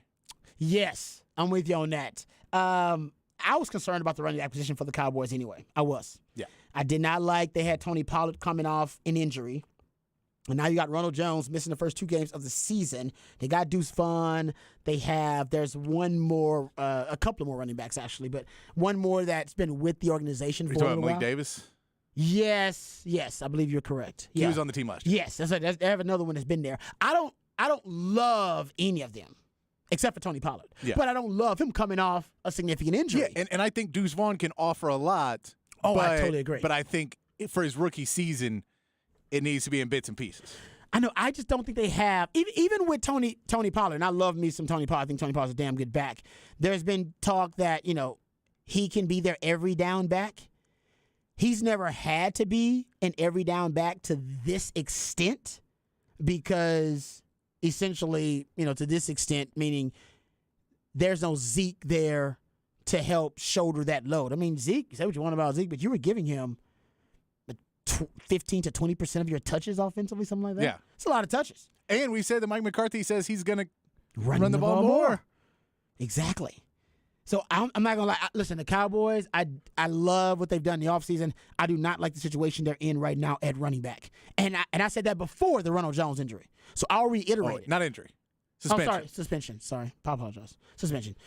Before the Ronald Jones suspension, and now I'm even more anxious about it as a quasi-Cowboys fan. For a team that wants to run the ball more, they don't have a lot of depth. They don't have a main course running back that can handle that kind of load. And even if they are thinking about running back by committee, I don't like the committee members. No, and again, I'll throw in, none of these guys that they have on this roster, Ronald Jones included, are pass protectors. Oh, that's a good one, too. And that's another thing that Zeke did better than a lot of running backs in the NFL. He's a really good pass protector, minus that last play of his NFL career. Other than that, the one they made him a center? Yes. Okay, that's not his fault. Might have miscast there in that role. But other than that, he's been a really good pass protector. So that's something else you worry about that you say, okay, well, maybe you can put another tight end in the lineup. And, Tony Pollard, you think, can go out and play more as a receiver on a lot of these routes. So you may not put him in pass protection anyway because you're going to try and use him. Maybe it's more of a utility back. And Deuce Vaughn as well. Both those guys can get out there. I don't know about Ronald Jones as much. As a receiving back. Yeah, I'm not sure about that, too. I got to go do some research on him as a receiver. But if you figure those 2 guys and maybe you put on 2 tight ends and try and help out with one of the tight ends kind of playing that position. And now the one you just drafted has not been available. Yes. Schoonmaker. And then, I know there's rumors about fullback. Hunter Luepke, I believe they like from North Dakota State, but he still But I don't see you having 2 running backs a lot just to have a fullback there for pass protection. No. Seems silly. Yes, it does. It seems like, man, you're taking away an offensive threat and taking something out. That seems where I'd be a lot more worried about Mike McCarthy's offense because that would tell me that he is going way back, and he has not evolved with the play calling of the 21st century. So that would worry me if they start playing a fullback a whole lot just because they need pass protection. So that's where when you say we need a guy and you need that every down guy, you need somebody that you can stick in there on 3rd and longs, where you're going to need a little bit more protection for your quarterback. You need somebody that can, have different threats, and you need somebody on 3rd and shorts that you feel can get you that 1 yard. And I don't know if they have that guy in either way right now. I'm with you. I don't think they have the short yardage guy. They don't have that. And I love what you brought up about pass protection. They don't have that. That's why I don't like the room. I don't think they have enough answers in that room. I think there are way too many question marks in that running back room. And I remember what Skip Peete, the old running back coach, said about Tony Pollard when they were asked about being an every down running back. And he was like, the juice isn't the same, and he's not as quick, not as fast. He said when he had that long run on 3rd and 1, he was talking about a 54-yard run versus like the Bears, I believe. As soon as he got to the sideline, he said, "Coach, I'm done. I'm done for the game. Done. I got no more." Some guys are, this is Skip Pete continuing, some guys are race cars. Some guys are high-quality, expensive sedans. Those sedans can go forever and for a long distance at a very high rate, where race cars go for very fast and very quick, and then they run out of gas. As I've always said, I just felt at that position, you got to have two guys that are quality backs that can help each other, bounce off each other, and it helps if their running styles are a little bit different. So, yeah, the Cowboys need another guy. Maybe that guy could be, there are guys on the free agent market right now. You got Kareem Hunt, Dalvin Cook still out there. He's still out there. Now, there's a belief that the AFC East is going to end up being the landing spot for Dalvin Cook because the Jets have made a significant offer, and the Dolphins, I believe he is a Florida guy, and also made a significant offer. And I want to say the Patriots were interested. I'm not sure if he visited there or not. But Dalvin Cook is taking his time. And you know what? I think he also is trying to miss training camp. I think he's like, what? I'll sign. I ain't trying to go to training camp. So he missed most of his training camp. They'll bring me in slow. I'll be ready for the season, especially as a running back. I can't get mad at him for that. But Dalvin Cook was on NFL. Especially when they don't want to pay you. Especially when they don't want to pay you for your time. You going to pay me $2 million? Why ain't you showing up at training camp? Exactly. Out of your mind. I got to get some perks out of this deal. Texter as well is a good point. Kareem Hunt is still available. Here is Dalvin Cook. He was on with, I believe it was a Louis Riddick on the NFL Network, and they were asked about the Cowboys. Here's it.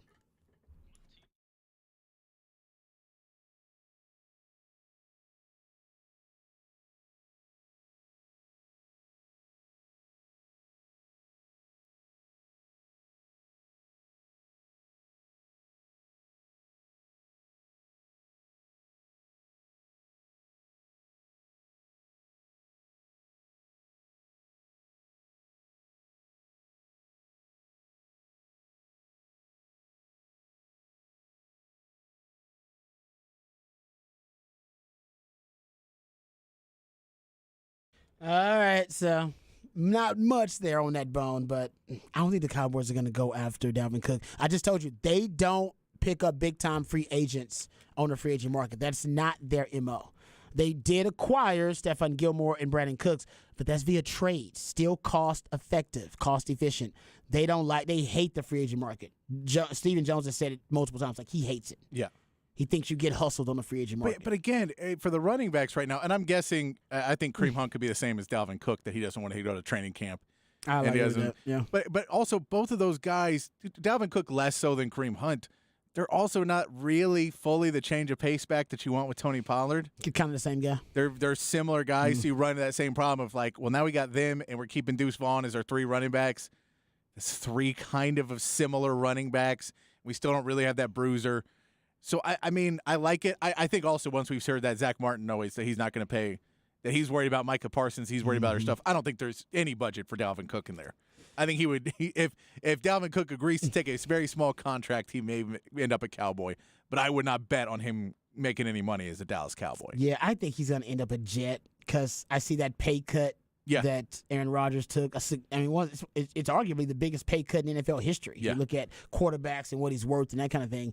I just think ultimately he's going to end up there. I think they may be able to offer him the most. And if he does care about winning, I guess Miami's also in that conversation too, and he's home. So I think between Miami and Jets, and Miami Dolphins and the Jets. What have we talked about for the past week, 2 weeks, about running backs that quarterbacks don't fight for him? If Aaron Rodgers took a pay cut and one of the things he asked for was Dalvin Cook, if your quarterback wants it. Yep. And so Dak Prescott's going to say, I like Tony Pollard. Man, Deuce Vaughn, I know him because his dad works here. I've known Deuce. I know these guys. I'm good with my running backs. I think that's and if Aaron Rodgers goes, yeah, I like Brace Hall, I need another running back. I want another guy. Dalvin Cook's the guy. I take pay cut. Go get that guy. He was in Green Bay where they had 2 of the best running backs in the league. They did with Aaron Jones and AJ Dillon. Yeah. Yep. And Matt LaFleur wanted to run the ball, and that led to his MVP season because they essentially exposed him less. They went with a running game, so he had a lot of high percentage throws for Aaron Rodgers. Teams loading the box and man-to-man coverage on the outside with Devontae Adams. It's a good point. Nathaniel Hackett. Yeah, and Nathaniel Hackett, he was there for it. So it makes more sense there to me, and that if your quarterback's fighting for it, I think that is the best way for Dalvin Cook to get paid. Someone said, do they need to go after Jonathan Taylor? No. No, they don't. No. They don't need to go after Jonathan Taylor. That's an interesting conversation too. We'll get into that coming up in the 5 o'clock. I'll give you a 7th-round pick and no guaranteed money. I don't think he's coming. He's in such a bad position. Yeah. He's in a terrible spot. He's just in a terrible spot. Like, I don't know how he's going to get his market value. We'll discuss that Jonathan Taylor thing. But getting back to the Cowboys, yeah, they need to make a move at running back. Now, they could wait till training camp, start to cut running backs, and maybe there'll be better options out there. I think they need to make a move at running back, and I don't know if it's Kareem Hunt. Texter brought up Kareem Hunt. That could be a possibility. This makes it even more imperative, especially since you got Tony Pollard coming off an injury. You don't want to overburden him. You don't want to put too much on his plate. You don't want to use him too much in training camp anyway. He's a proven commodity. You're good on that. You need him for the season. So who's going to be your training camp bodies? You need bodies now. Yeah, and I think that's too is you can find Malik Davis is going to be your training camp body probably, but I mean I think you're going to have to look for a team that is over full at running back, and that may go okay. Well, we've got too many right now. Can we get one off of them? The problem is going to be nobody ever wants to trade away a rookie contract really anymore because if you have a rookie contract like a perfect example would be Algiers in Atlanta, where you go, well, they have Cordell Patterson, they have Bijan Robinson. He's probably not going to get the ball as much, but he'd be a perfect fit for what the Cowboys need. He's the sledgehammer of that thing. But he's also got a rookie contract. Yep. He's got a favorable deal. And if the Falcons want to trade somebody, they go, well, here's Cordell Patterson that we're paying wide receiver money to be a running back. Why don't you take him and we'll stick with Bijan and Algiers? I think that's where the problem lies is that the people who want to, if they want to get rid of a running back, they're not getting rid of somebody on a good contract. Yeah, this is the Cowboys' fault, though. The Cowboys are here because of their own disregard and I'm gonna call it ineptitude, but their disregard of the running back position this offseason, they just didn't address it really, and they assumed it would take care of itself. It has not. And I think it's going to get worse potentially because if they have any injury at running back, then they got no options. They're going to be out of options. No, and I mean, we saw what happened in the playoffs when Tony Pollard went down. Exactly. We saw that it went down, and even with Zeke still there, you couldn't do anything. And still, they didn't learn that lesson, apparently. No, and then they're like, well, we have Deuce Vaughn now. And you're like, cool, is Deuce Vaughn going to get 35 carries a game if Tony Pollard gets out? If he just is out for a game, he rolls his ankle in a game. I remember in the offseason, I kept saying, I did like 3 segments on it. Go after Deontay Foreman. Yes. He was $2 million. He was so cheap. And I would take all 3 of Chicago's running backs right now. Yeah. Remember, I think we always said, I said go after Deontay Foreman in free agency and draft Rojo, and then you'd have been okay. Yeah. Nothing to worry about. Herbert's a great player too. Yeah. But I like, and that's... They just didn't really prioritize it, and usually that comes back to bite you. It's okay. I mean, like I said, there will be options. And the Cowboys offense, they do have weapons. But, man, at running back, they are... And I mean, we saw even, there's guys out there we're not thinking of, like the Giants went and signed James Robinson a couple weeks ago. James Robinson could have been a guy that you go, okay, he's not who you want, but also does fit a bit more of another need that he's a change of pace. So he's 5 to 10 carries. I'd rather have him than Ronald Jones. And Ronald Jones, by the way, not a scrub or anything either. So I'm not trying to say that. Just, and maybe it's the teams he's been on. And he's a change of pace from Tony Pollard because he's not so like an explosive, perimeter-oriented player like Tony Pollard. But I'm not necessarily a fan. I don't think he can shoulder the load. No, and I mean, and the thing was with Ronald Jones is that he couldn't find the field in Tampa Bay. He goes to Kansas City, cannot find the field in Kansas City. And so if you say, do you really want to be the third team that he's trying to find the field on? That's fair. It's kind of like where Zeke is right now, where you go, yeah, I know you're paying him all this money and you were wondering if you should cut him or not. He's still not on a team. It wasn't like there's this overwhelming desire to have him on the team. And so that's where Ronald Jones went, like, why? I don't get why you got him. I don't know what the bidding was for him. I agree. I don't know why they prioritized him. Like I said, I want to say. I know he's a Dallas guy, I believe. Maybe that's it. Like I said, I remember guys being out on the free agent market, and the Cowboys just did not go after him. And I'm thinking to myself, why aren't you going after these running backs? Yeah. But your running back got hurt at the end of the season. You can get these guys on the cheap because they were all really cheap. Good running backs on the cheap. Like, really. Like, Deontay Foreman's a quality back. Cheap. Pennies. Yeah. And they just didn't go after him. And I get Deuce Vaughn. I get that he is at that pick in the draft, it could be a real big steal for you. I get that. But it doesn't address the need you have at running back, which was we need a guy to run between the guards. Yep. We need a guy who can just kind of shoulder load. So you still didn't take what you wanted. You took the better story. You took the guy that could be a steal in the draft, but it doesn't address the hole in the running back room. I know. Rashad Penny was another guy I thought they should have Yeah. signed that was cheap. Eagles did. What was the trade? The Eagles got DeAndre Swift DeAndre Swift. from the Lions. They get him as well in the trade. Like that. I know. Like I said, I think the Cowboys had a good offseason. One of the things I was concerned about is now rearing its ugly head. And it's like they didn't address the running back room. They had way too much confidence that their running back room was going to work itself out. It feels like the fact that Tony Pollard is making $10 million made them feel that he's a $10 million player. And they're still paying Zeke a little bit, too. They got some dead money in Zeke still, so they pay a lot of money at running back. It's valuing a guy based on his salary, not his work. And you go, look, I get it. We're all hoping Tony Pollard takes a huge step this season. But basing your entire season on faith, on hoping he takes that step and can carry a ball, and hoping he doesn't gas out in the third quarter of an important game, which we've seen him gas out in games. Yeah, we saw the one where he went over to the coach and told him, I'm done. Like, that's what I'm worried. I go, that can never happen again. Because who's going to carry the ball in the fourth quarter? He needs to be the guy.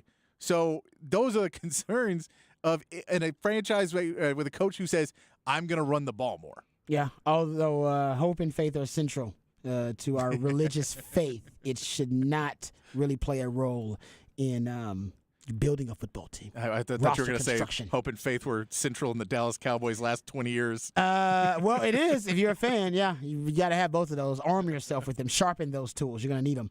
But no, I want to getting back, because I know we're talking a lot about the Cowboys. I just wanted to hit that because that was a breaking story. A couple of Longhorn football topics, and we'll talk some Texas football, obviously a lot more of it, because tomorrow Sark has his opening training camp press conference. So that's going to be fun. We won't carry that, of course. But we'll have some sound from it, and then we'll discuss it and talk a ton of Texas football. So no need, if we're not talking enough Texas football here for you, we'll table that discussion and get to it tomorrow. But Arch Manning, remember he had the one-of-one autographed trading card? Yes. From Panini, signed the NIL deal with them.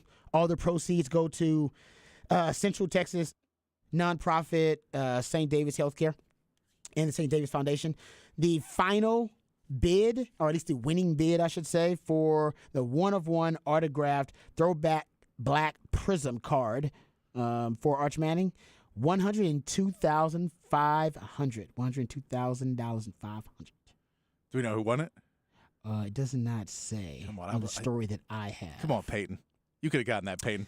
You got an extra $100,000, Peyton Manning. Someone tells me it was one of those BMDs from the Texas fandom, one of those big money boosters and donors. Could have been anybody though. It's a Manning family, so it's and it could have been a card trader that it's the first family of football, so it could have been anybody. Again, honestly. we say if he turns out to be, if he wins a Heisman Trophy, let's just say that if he were to win a Heisman Trophy in college, that card is automatically 10 times in value. Yeah, if he comes because this is before he's ever played it down. It's a 101. He's signed. He's autographed already. So there's things where there's certain things that could happen. And again, I'm not saying he's going to win Heisman. We don't know if he'll ever start for the University of Texas. That's not a given until he does it. But I will say that there is a reason why if you spend that money, odds would say it's a good chance he'll be a starter. It's a good chance he has a good chance to get to the NFL. And all of those things raise the price of that one-of-one card. Oh, he's going to get a chance to start. Oh, I'm aware. No, will he keep it? I don't know.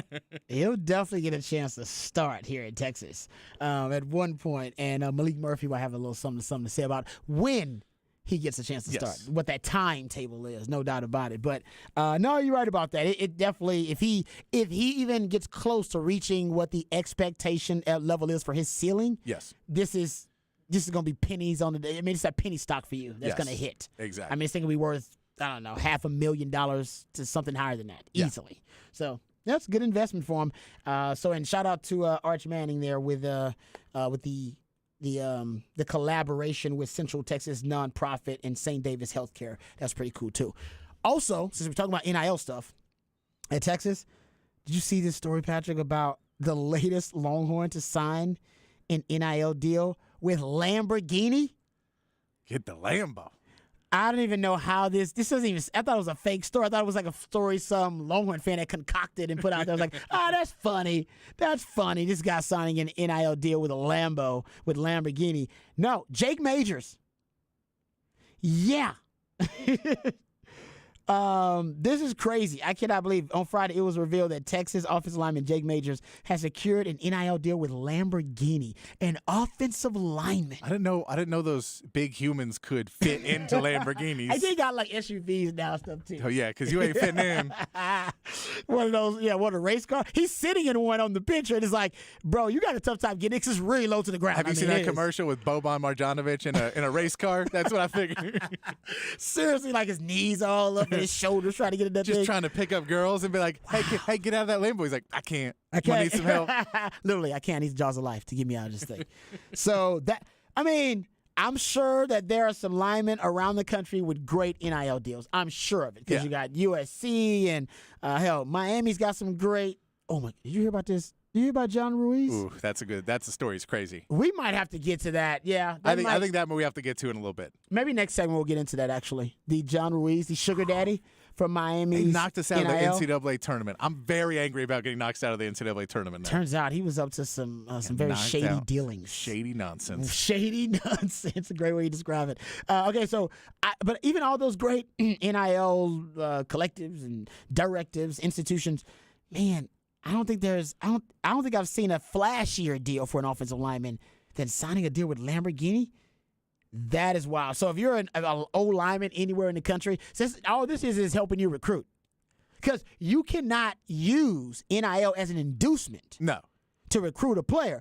But this being a headline, hey, I probably can pull that up for you. Like, now, listen, I cannot use inducement to bring you to Texas. All I can do is show you the examples of what players in a similar position as yours might or could make at Texas. Oh, you're an offensive lineman? You didn't know we have an offensive lineman that signed a deal with Lamborghini. Yeah, we got one of those. Oh, you do know Horns with Heart and the Pancake Factory, they allow an NIL collective deal with charitable links, of course, to make $50,000 a year in cash per year for every scholarship offensive lineman. You can say that because that's happened.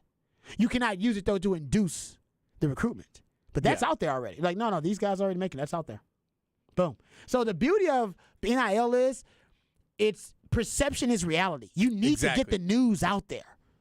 Your guys are making these deals. It has to be out there. Now, the crazy thing is the new NIL law has a lot of privacy like initiatives in it. So you can't necessarily get the Public Information Act to reveal some of these NIL deals. They're trying to limit that information from getting out because they say it's bad for the culture of these programs, right? For all the different players and athletes to know how much each other's making. Yeah. They said that, and I agree. That's hard for a coach to navigate. They're like, hey man, this guy's making this much, and everybody's like, hey man, why is this guy making more than me? Yeah, I'm sure it's also not great on a college campus when you got friends and stuff, and they can go, oh, you can't pay for dinner.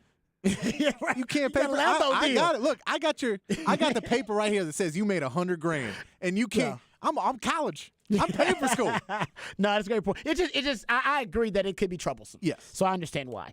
So I was told by a booster that they're trying to put the kibosh on those deals getting out, but some of them strategically, John Bianco and the media relations department over there and the rest of the folks doing a good job over there, they want this out because it helps them, helps the folks in recruiting. Because, like I said, they can't say what a player is going to make or not he's going to make as to induce them with NIL opportunities in recruiting. But they can say, oh, yeah, our offensive linemen do make $50,000 a year as part of their NIL deal with Horns with Heart. Oh, yes, Jake Majors, one of our offensive linemen, has signed a deal with Lamborghini. Yes, if you reach that level of play, I mean, it's possible you also could have a Lamborghini deal. Yeah, yes. I think they also really shifted the narrative on that Casey Thompson parking lot quote from several years ago. Wow. Yeah, have you seen that parking lot? The Texas football parking lot. We know there's not because we just see we've seen it on the side of the road. The parking enforcement at UT's seen it. Yes, they have. They know. Oh, they know they got money now. I wonder if the revenue from ticketing and ticket and parking enforcement has gone up. It has to have gone up. Has to have because these guys got money now. Back when they were ticketing us, we didn't have money. Yeah. So Rob B was like, I can't pay it. I ain't got it. So they have to they'd basically shut you down from a lot of different ways. They would cancel your permit. And they contact University of Texas football department, that kind of stuff. And then they would force you to kind of pay it, or they would limit your books or your degree until you came to the tower to pay it, that kind of stuff. Now these guys have cash, tons of it. There's no reason for them not to pay. They got it.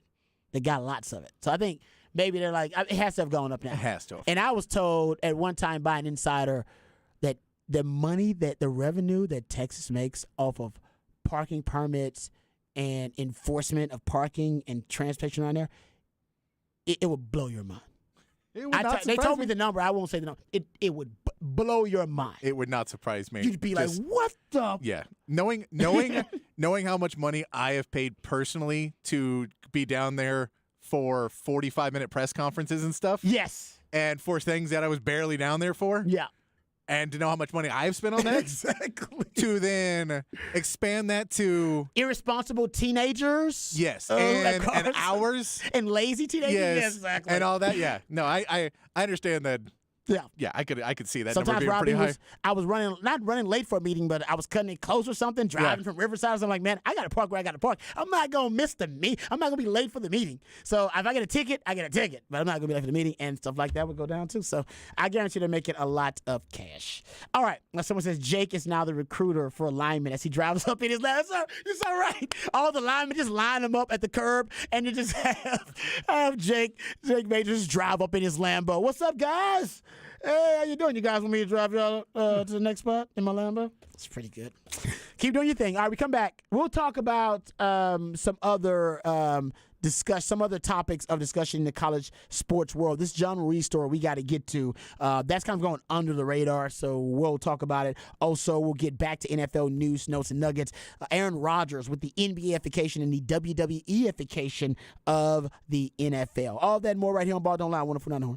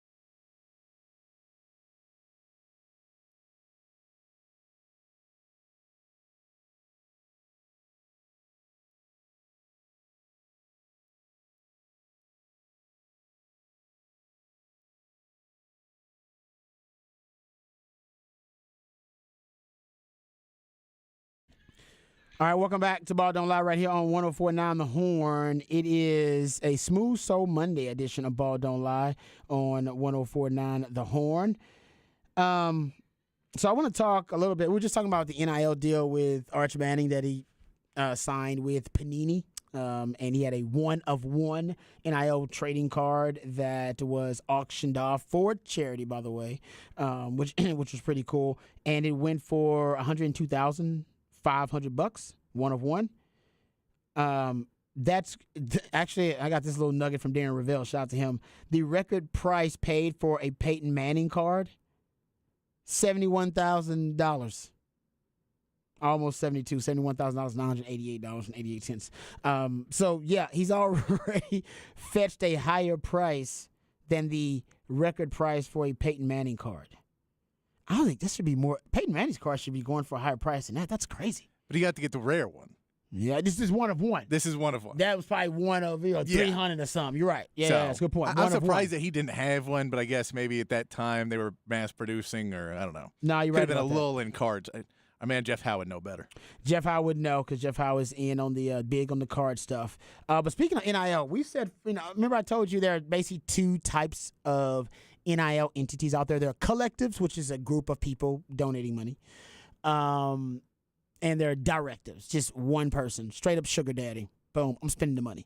And the most notorious sugar daddy in the NIL world in all of college sports was actually John Ruiz. He was the famed Miami NIL booster, was extremely braggadocious, arrogant, throwing it in the face of the NCAA, telling them, he told them to come investigate me. I'm not doing anything wrong. Remember, he invited them over, too. Yes. Like, investigate him, look at the operation. And this is how you know the NCAA, God, they're so bad at their jobs. They went and looked and investigated and inquired about everything and found nothing wrong. Nothing's wrong. They really did. He invited the NCAA they basically thought, John Ruiz, your operation sounds shady. That's basically what they said. They sent him a letter of inquiry. He said, man, what you're doing over there sounds shady. Because he was essentially the number one directive in all of college sports. Like, no one booster was doing more in our world than John Ruiz, at least openly. Letting it be known openly what he was doing. And essentially saying, basically, we're going to offer the best NIL deals for players. He awarded a total of $5 million in NIL deals, including 4 players who upped the Hurricanes to a Final Four appearance. Yes. And also the twin influencers, remember Haley and Hannah Cavender? And remember, one of the basketball players, Nigel Pack, transferred to Miami. Remember, that was very controversial because it was all about, he was basically, it's a bidding war, essentially, that kind of stuff. At its height, Ruiz's company, which was basically kind of some people were claiming it was a shell company just for NIL. Like, it ain't a real company. He just set it up just so he can funnel money through NIL, almost launder money, if you will. At its height, Ruiz's company was worth $33 billion on paper. Like, Sark's team is good on paper. Paper. All right. It was the second largest SPAC of all time while trading at roughly $10 per share. Now it's at 22 cents per share, down 98%, and on the verge of being kicked out of the NASDAQ. And along the way, the company has faced litigation from a former business partner that accused it of fraud, and its financials from 2022 were completely unreliable. They missed several earnings deadlines and has a line of creditors that are essentially, at this point, protesting. And they are obviously also seeking litigation. Life Wallet basically was the name of the company. And much of the company's initial sky-high valuation was based on what Ruiz and the company told investors was, quote, proprietary algorithms that allowed them to find the right healthcare cases, litigate them, and make money. Ruiz claimed the company could recover up to $89 billion by doing this. LifeWallet brought in $23 million in revenue in 2022. The company's total operating loss, $402 million. So all those NIL deals that you were giving out based on that company's valuation, money, people are kind of wondering if that if that is actually sustainable and if actually it wasn't just fraud the whole time, considering the losses of the company. So now he's not only the target of basically he's the target facing criminal and civil investigations because of the fraud or alleged fraud. Amid the downfall of his company, the news that Ruiz is the target of investigations by the SEC and the U.S. Attorney's Office for the Southern District of Florida was first reported by the Miami Herald. Ruiz had been the most notable booster during the NIL era. So I would say you got to have a sugar daddy. He was the most popular sugar daddy in all of the NIL world. But that's because he was a fake sugar daddy. He was a sugar daddy that really didn't have that kind of money. It wasn't he was a sugar daddy. substantive. He had to show that he had massive wealth so that people would give him more money. Yeah. You know how Ponzi schemes are. I know, but the crazy thing about it, this is why I don't like the NCAA. He invited them. Go read it. They inquired about his operation because they looked at it and said, "This doesn't make sense, man. Your operation looks shady." Because he wasn't really forthcoming with the books and hasn't been, and we understand why. They went and investigated. They went and looked into his operation, found nothing, and then they came back and was like, "We ain't got nothing. He's clean." And now the Miami Herald reports, "Oh yeah, we did actual investigative research, and we found." Yeah, it's all a fugazi. It's all a fugazi. It's all fake. It's all fraud. He's a fraud. So what are the odds that the NCAA invested in him? Like the guys left and they're like, oh, you know what? I think we should invest some money in him. I like this guy. Someone texted us, Ruiz gave the NCAA the second set of books, and miraculously, they didn't find any issues. Surprise! NCAA couldn't find their arse with 2 hands and a flashlight. They really couldn't. I mean, this is the same group that the largest academic fraud scandal in the history of the NCAA by North Carolina. It happened over a decade plus, and they admitted that they made up classes, made up grades, that it was an academic fraud scandal happened over a decade. NCAA went in there, looked at all the evidence, I swear to you, I'm not making this up, and said, yeah, it is academic fraud, but that is not necessarily an NCAA violation. Oh, you cannot make this stuff up. That was great. I was like, okay, at least we know who you are. And when somebody shows you who they are, believe them the first time. The NCAA is a borderline criminal syndicate, people. They could care less. That's all about the money that they're missing out on. Wow. Anyway, yeah, so there you go. John Ruiz. That's why if you're a booster, if you're a sugar daddy, you don't want people to know who you are. You want to stay behind the scenes as sugar daddy. You don't want to be promoting that you're a sugar daddy like John Ruiz. Most of them, I know Texas got a lot of sugar daddies and sugar mamas. Honestly, unless I know them personally, we don't know who they are. They're not being printed in Awesome American Statesman talking about what they're doing for Texas, even though Texas is the #1 NIL compensation product in the country right now. Because our sugar daddies and sugar mamas know how to conduct themselves behind the scenes. Yeah. It'll be interesting to see. This is also a glaring red flag for all coaches and recruiting and everything, that you cannot rely on just one sugar daddy and all. Like, you better have a backup plan, because we will see in the coming months what this ends up doing to Miami's programs. If players are like, well, I was guaranteed and now I'm making no money because all those NIL deals basically fell through because he doesn't have any money to pay us anymore. So I was told I'd be getting all this money and now I'm not. So I'm going to go somewhere where I can get paid. We will see if that happens. It may not. They may want to stay there. Yeah. But as a coach, you have to have in there, hey, man, look, we're going to try and get you hooked up with money. But if you're just coming here for money, just for the money, this is probably not the best thing because it could evaporate. I agree with that. And Texas is in a different position because it isn't one guy. But any of those one-guy systems, yeah, it's that one guy. Phil Knight's a sugar daddy for Oregon. I mean, Yes. he's their sugar daddy. T. Boone Pickens would have been, Yes. R.I.P., but he was kind of their sugar. I think there's some universities, they do have like one main sugar. If you're a billionaire, now, is John Ruiz a billionaire? I don't know. Maybe, is that just on paper or whatever? But if you're a billionaire, you actually could afford to take some losses in NIL if that's your pet project to build up your university's athletic program. And that's what I thought he was doing. I didn't know that he wasn't actually, a billionaire. And that's the thing, too, like, I know that they wanted to be known as NILU. I remember that being a talking point for boosters from Miami. We want to be NILU. I've also talked to boosters and donors from Texas that said they wanted to be the sports capital of name, image, and likeness in all of college sports. I think Texas boosters and donors have accomplished that. Shout out to the BMDs. But I think they've done it in a more responsible way. And we know that because even CDC has decided they're going to follow NCAA guidelines over state laws. Yeah. Because they don't want trouble. Say, we're already balling. We already the best NIL product in America. We're good. We don't need to. I know A&M wants to follow the state's laws to get that advantage. We don't need that advantage. We don't need it. If that advantage will bring us a headache from the NCAA, we don't need it. We're good. We don't respect the NCAA, but we do respect the institution. Okay? So, no, we're good. And I think for Texas, that's that's kind of their train of thought with the whole thing, is that they don't necessarily need some of the unfair advantages because they have enough just booster money.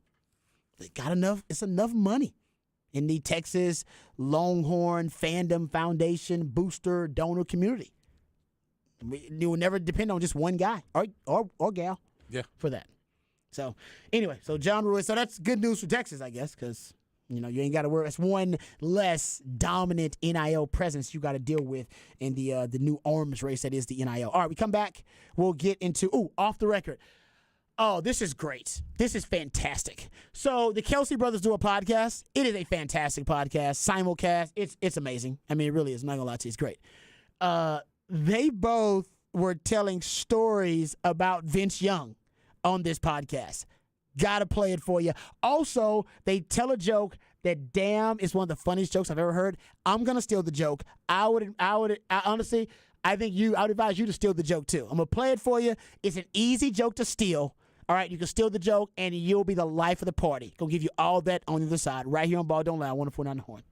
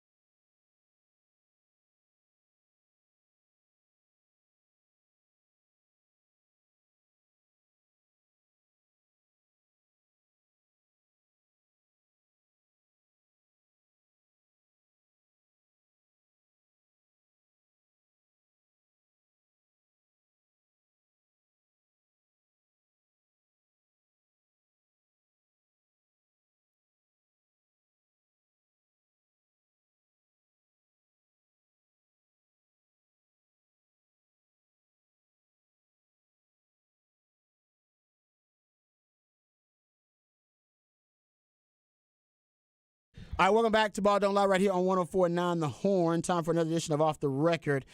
Jason Kelce and Travis Kelce, both NFL players. One a tight end, Travis, tight end for the Kansas City Chiefs, and Jason is a center for the Philadelphia Eagles. They do a podcast together. Not a podcast, a multicast. You can watch it as well. It's called The New Heights.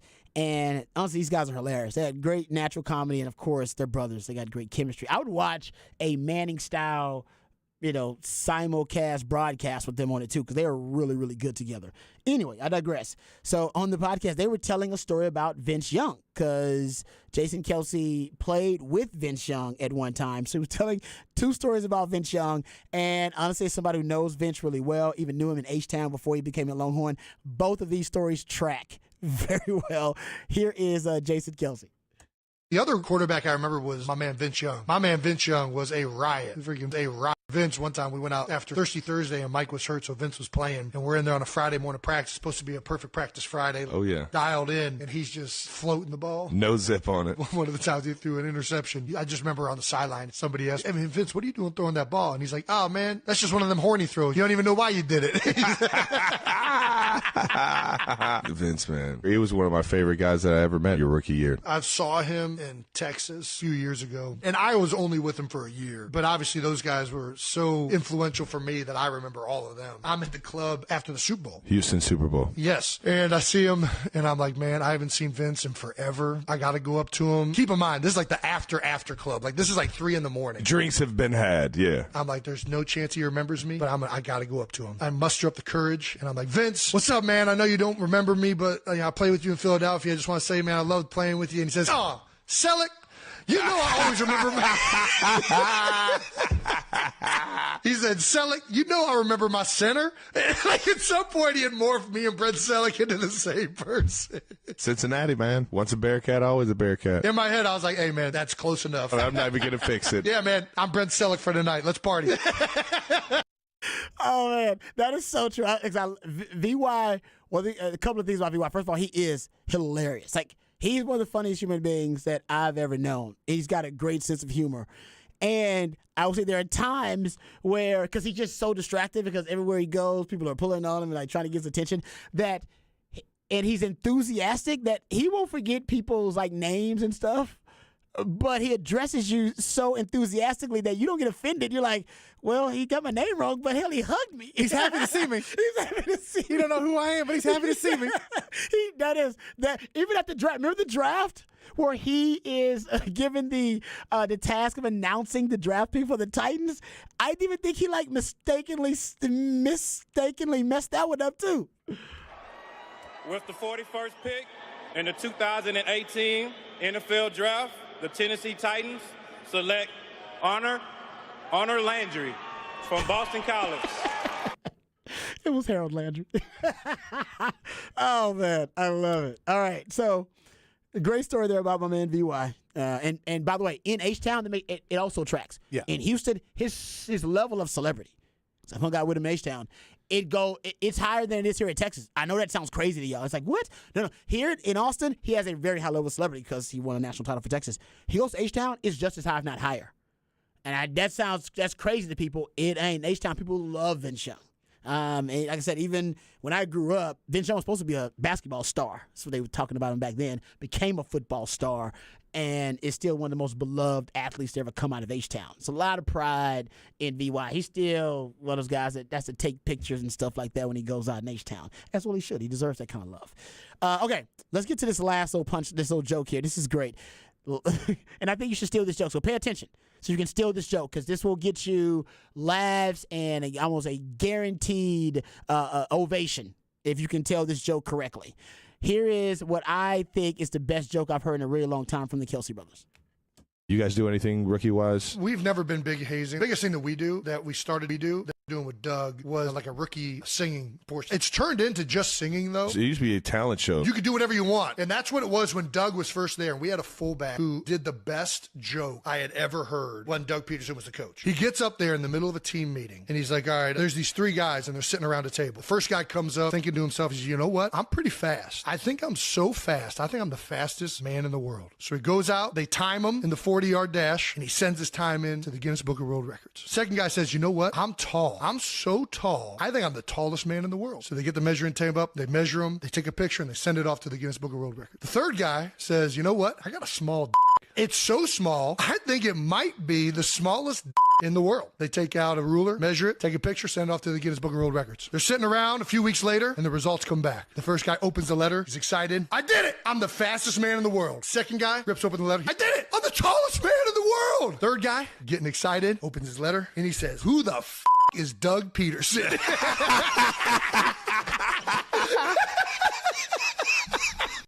That is great. So good. Simple, to the point, and brilliant. All right. So, got it? Everybody got it out there? Got it. All right. Memorize it because it's. So, I'm going to tell it next week sometime to a random group of strangers. See if I got it right. All right. When we come back, we'll get into NFL news, notes, and nuggets. Hear from Jerry Jones. Talk about the Zach Martin holdout. Jonathan Taylor requests a trade. And Aaron Rodgers with the NBA-ification and the WWE-ification of the NFL. All that and more right here on Ball Don't Lie. Wonderful, not the horn.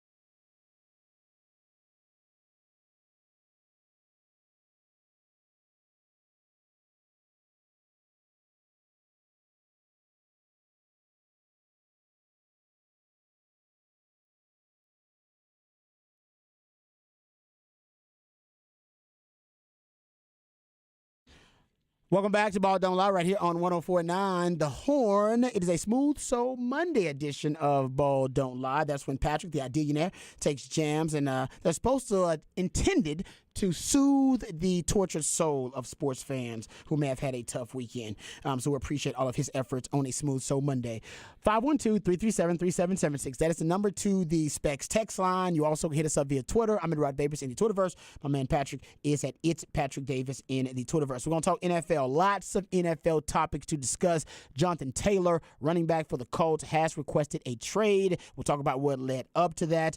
Sean Payton, once again, in the news, and this time because Aaron Rodgers responding to his comments. We'll hear from Aaron Rodgers. We'll listen to that audio. Also, Jerry Jones drawing a hard line in the sand on the holdout of one Zach Martin. We'll talk about what may have changed in the last 5 days, less than a week, when Jerry Jones at one time said, I'm not talking about it. Like, I don't want to talk that much about it. There's nothing to talk about. And now he made some pretty I think he made some pretty harsh comments about Zach Martin needing to return to the Cowboys, and even dropped the name of another player in regards to the contract status of Zach Martin, which definitely seems a little bit taboo. So we'll get into that coming up. Before we do, just so everybody knows, there was an announcement made this morning. Aaron Hogan made it that Aaron and myself have been asked to stay on here with the company to do a morning show. That is the case. That will be happening on 101.9 AM 1260. Of course, also available on the Horn app and at hornfm.com, so you can stream it if you would like as well. And all of your streaming platforms that you stream the show on now, you can still stream The Horn on those platforms. 104.9 and 105.3 are going away. Yes, 104.9 will be going away basically tomorrow evening. It'll be gone once and for all. Done. Once and for all by Tuesday. Yeah. It'll be gone by Wednesday. Let's put that. It'll be done by Wednesday. There'll be something on it, but it won't be sports. Yes. It won't be we the will Horn. no longer the Horn won't be on 104.9. Yes, we will no longer have control of it. Our company won't be on 104.3, so the bat as 105.3, yes. 104.9 and 105.3. 105.3 signs off tonight at 7 o'clock, I believe, and then 104.9 will sign off at some point tomorrow night. But that's all happening. The new shows will start up on the Horn, I believe, August 7th, which is the following Monday. Next Monday, all the shows will start up. And I'm happy to say I was one of the lucky ones that even when all this was happening, because of everything else I do here, which I do a lot of other stuff, I was going to be retained to be doing stuff behind the scenes, helping the station. You kind of knew this before most because I knew that I would still be a part of the plans going forward, doing stuff behind the scenes because I have. Just not in what capacity. But not sure anything on air anymore. But I'd be happy to say that I will be still on air 5 to 7 p.m. Weekdays coming up starting August 7th, doing a show. We hope to still be super involved with the text line. We're going to have a bunch of guests on the show. We're going to be filling in with people, talking a lot of different stuff, but trying to keep it cool, keep you on your drive home. We'll be trying to keep you company 5 to 7 weekdays. I will be taking it over. We'll be calling it the Sports Complex. So it'll be coming August 7th. Congratulations on that, too. I appreciate it. I know you've been working hard, man. Trying to get opportunities like a lot of folks out there, and a lot of really good people who work really hard and really good at their jobs did not get that opportunity. But like I said, Patrick's been also grinding for it. I'm glad you get a chance to stay on air. Once you get on there, it's hard when you get on there and then they tell you, you can't be on air anymore. It's like, well, I'm on air. It's like Patrick does about 18 of the jobs around here, too. So in addition to those 18 of the jobs, he gets to be on air. But I think, like myself, this actually is the easiest and the most fun part of the job. It is. And the thing is, with everybody, we know as the dust settles, we're hoping other people are going to find homes elsewhere and still be on the air and wherever they can. And if they're not, then we'll be reaching out to them and talking to them. And we hope that the ones that are still there are going to be able to basically weather the storm and get things back up, and hopefully it grew once out of the ashes. The Horn did. Phoenix Rising. So we're hoping that we're going to be able to build back things up. But I appreciate the kind words on the text line, and I do. We really, really want it because it'll just be me hosting the show. So we're definitely going to make it very listener interactive, trying to get everybody in there, working on some different ideas, talk about what we're going to do. But very excited for the opportunity. So looking forward to that coming up next week. Like I said, I'm a big fan of you on there. I think you do a great job. So it made Ball Don't Lie, a great show because it was a 3-man show, legit 3-man, 3 different guys who could host, and I think you're going to end up showing that once again during the Sports Complex. Looking forward to that from 5 to 7. The show that we're doing with you from 6 to 11. So it'll be 5 hours in the morning, and the only local morning show for now in Austin. That could change. And you know what? Honestly, I hope it changes. I want all of my other friends to get jobs. So Exactly. I mean, people say what they want. I'm rooting for all the sports stations in Austin because honestly, I want all of my other friends to find jobs. Yeah. So I'd like for all of them to get on. I'd love for there to be 3 stations in Austin that also support local sports talk because that's good not only for the audience and the community, but it's also good for those who are in this industry. So. I'm rooting. I still in contact and know a lot of people at those. So does Patrick. So rooting for all. There's enough. There are enough listeners in this town. There's enough passion for sports in this town. I think it can support 3 different stations. And if we can't have a local lineup like we did on the Horn, where it's local all day, all right, straight through the day, then morning show here, an afternoon show there, a midday show here, there. I think it's all good. So I'm happy that there are more options for possible, and I think there will be because the Zone just picked up the UT contract. So hopefully they do the right thing over there. Yeah, that will be. I think I don't know to what extent, but I do think there are going to be some opportunities there. And then there's another station that's ESPN in town. There'll be some opportunities there. We do what we do. I don't. I'm not scared of competition, and also I know I've worked at the other place too, and I came over here, and I might need somewhere to work if they don't want me here anymore. No, so and I'm just rooting for opportunities. In all reality, it is like the friendships we have with the guys that are here, and how much we trust, and how good this shows were here. It is. We would rather all those guys go and be our competition. We get a. We all came from sports backgrounds. Exactly. We have no problem with competition. Competing with our friends, we do that. It's called a team. So I would much rather have that. I'm very happy to be able to do it, but I'm hoping I'll have some competition and we'll have some other friendly competition around town. Hey, text sports radio is good for UPS drivers. No doubt. Hey, when somebody comes up to me and they're like, "Man, I'm in my car all the time." I just had a texter.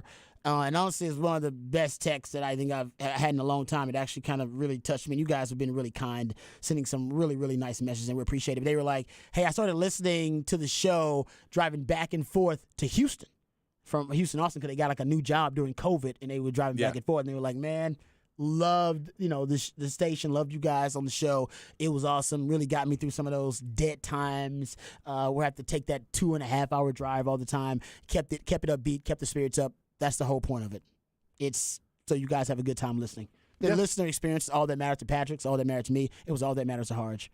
And if that's the whole point of the sacrifice, the commitment, working hard, the work ethic, all that stuff is to make sure the listeners are having a good time listening to the show. If we're not having a good time, then you're not having a good time. I was told that by my man A.G. Hoffman way back in the day. Still applies. Yes, sir. Still applies, man. And we have a damn good time. We're having too much fun on the show today. We didn't even address what this should have been like to open the show.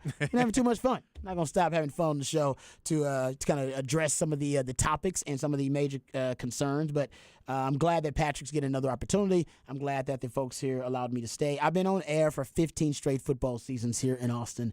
And I do view it as a privilege to be on the air. Talking to all the listeners about all the different topics, but specifically Texas football. I consider myself to be a leader in the discourse. It matters to me. The accuracy matters to me.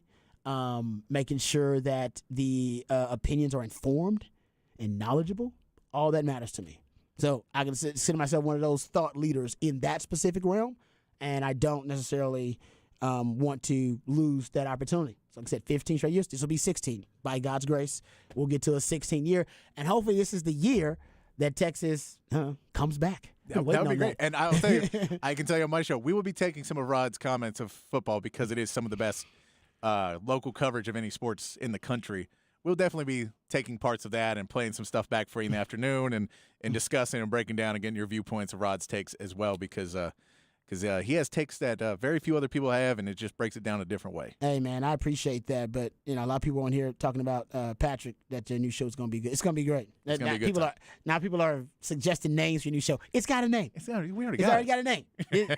The new morning show, me and E does not have a name, and we need a name. So you can suggest names for our show in the morning that we're going to have. But it'll be on 101.9 AM 60. And I know that the signal is not ideal. I get it. Trust me. I drive around with it. I get it. The AM 1260 is probably the strongest signal in town. Your 101.9 is actually stronger in Pflugerville and in Round Rock. Not as strong in town. You just got to get the app. Get the The app. Horn app. That's And the best I way. know- That's and all I I know can tell you. Our man Jacob Standard is working to try and make sure that we have the best streaming online, a video as well. The coverage we've been doing on Twitch and on YouTube. My man Jacob's working hard on that as well to give you another source to listen to us. But everything we're trying to get as well as we can do. Yeah, exactly. And- We'll be available, but yes, I do apologize. I'm an old school radio guy. Yeah. I listen on the radio most of the time. You want full disclosure? I don't have the Horn app. I listen through another service. Yeah. And I always have, because that other service allows me to rewind. And I like See. rewinding, so I can listen. See, I have access to the back end, so if I want to rewind, I can. Yes, and you going on? You got about I can do it other ways. Yeah, so I am also like you guys. I'm gonna transition here and have to go through the Horn app probably more than anything, unless I think that service still will have it. So anyway, but I stream it. My point is, I stream the shows. Yeah. So if you stream the shows, you're okay. Stream the shows. If you need the Horn app to stream them. But you can go. What's it? There are different like streaming platforms you can use that, and if you do that, I think you'll be okay. But if you don't stream the shows, please do download the app. I think TuneIn Radio is another place where people tune into it and get it. Yeah. I Yeah. mean, wherever you can find it, if you can keep listening to us, we will still be streaming from Wednesday through Friday this week. If you don't hear us, that is because there's a lot of things going on behind the scenes. Yeah, We're going to let the dust settle a little bit and try and get things ready for launching on the following month for next Monday. So Yeah. a week from today, everything will be in its new place. But it was a lot to switch on a Wednesday. To do everything that we have to do overnight, from the engineering side to We're moving yeah, studios too. Yeah, there's a We lot ain't talking going about on. that, yeah. There's a lot going on, so it's not as a one piece that we were going to try and originally do it in a smooth Band-Aid motion. And we realized that this Band-Aid it's going to take 12 of us to pull. And it's going to be more like putting a tarp on a field. Pretty much. And then it's when a the one guy team gets effort. put underneath, You we need do like it, so we fit. 6-7 guys all pulling their weight. Yeah, Yes. so we're going to take a little bit of time to make sure we're good and get you the best show as well, starting on Monday next week. Yeah. So, yeah, and by the way, I think if you listen to Craig, I think Craig was hinting and implying what's going to happen with him. I worked with Craig for a long time. The truth is, I think Craig will end up with the contract. Yes. That's just the reality of it. Yeah. Craig had never been away from the contract for too long. Wherever that contract goes, he is the voice of the Longhorns. You can do the math, okay? He's going. Yes. I can't say it, but he is the voice of the Longhorns. And the Longhorn contract is elsewhere, and usually those two things kind of go hand in hand. And when I worked with Craig at the other place, I think for a while we didn't have the contract, and then it came over here, and then he ended up over here. So he'll eventually end up where that contract is. So you want to know what's happening with Craig? That'll happen with Craig. Yeah. We won't have the live press conferences anymore, but we'll have audio when Sark's done. But we won't have it live. That's just the way it is. Like, new rules that apply with the contract, that kind of stuff. And yeah, you probably won't get as many coaches interviews and stuff like that. That's the reality of it. I apologize for those who are hurt by that. But trust me when I tell you, you'll get the same amount of work ethic from us, and you'll get the same amount of commitment from us. It means a lot that you guys are sticking with us. I don't take it lightly. I've never have to. I take this job too seriously. I've been told that by everybody, and it's fine. Patrick kind of knows that. I told Harsh that. It's like listen, a lot of people look at this job and they want to approach it in a very cavalier way. That's not really how I approach it. I have fun on the air, but before that, I'm pretty serious about it. No, it's. We're going to continue. Nothing's going to change in terms of our approach to it and our commitment to you guys. No, exactly. And once we get to football season, we'll see where we're at and what we can do and what we can't do. But I'll tell you this, I will guarantee you that this will be as prepared and as in focus coverage for all your Texas NFL teams, for of course the University of Texas. Once we get to University of Texas basketball, I'll still be giving you as much coverage as I can give you. I may not be on the sideline this year, but I'll be doing as much as I can to follow that team as well and get you as much as we can. Oh, Patrick's awesome, guys. Like, trust me. Like I said, I'm really serious about this job. If I didn't appreciate Patrick's takes and his input, we'd have put the kibosh on that thing. When Patrick started contributing to the show, I was blown away. And I thought to myself, we're going to kill it. This show's going to be awesome. Yeah. Because we have 3 co-hosts now. We got 3 of them. I didn't know that at first. I had never worked with Patrick, so I didn't know. I knew Hard, so I kind of knew what Hard's going to bring to the table. You had never really been on air for an extended period of time. Not in a format like that. Yeah. So I just didn't know. Well, trust me, folks. You're in good hands. You're good. I appreciate it. Guys, like I said, I consider him the 10th co-host in my 15-year career. E. Hogan will be my 11th co-host in my 16 years of a career here. So I've been with a lot of them, and I've learned a lot from each one. And like I said, it's very rare I could be around somebody with the multifaceted skill set of a Patrick. It's unbelievable. Like I said, I'll put it up there with Chad Hastings is one of those guys. John Madani was one of those guys. Craig Way. Like, there's nothing they couldn't do in radio. They could do every damn job. So really appreciate you, and did learn a lot from my man Patrick over the years. Not years. It feels like years. It was a year plus, though, wasn't it? It was over a year. It was a little over a year. Yeah. Yeah. I guess I can't say technically I can say years, but I don't know if we I don't reached know, we that throw in second the year. end of RBKD. I believe we started in Black History Month. I know that because we joked about it with Harge and I. So I think we started in like February for like Black History Month or something like that. Dude, still one of my favorite bits I ever did when I used to do a show called Austin Live and Local. We used to do the show. It was me, my brother, MC Overlord, and then we get like 3 guests. We get a musician, a comedian, and then like an actor or somebody like that. And we would do the show, and we do it live in front of an audience, and then we put it out on the podcast. That's afterwards. nice. But we did it, and there was one where it was like the show fell on like January 31st or something like that. And so it was just like, no, we're getting all black guests, and I'm doing the early kickoff to Black History Month. And we're doing this whole ridiculous show, which I know we had a text earlier say they didn't know I was white. I am a white guy.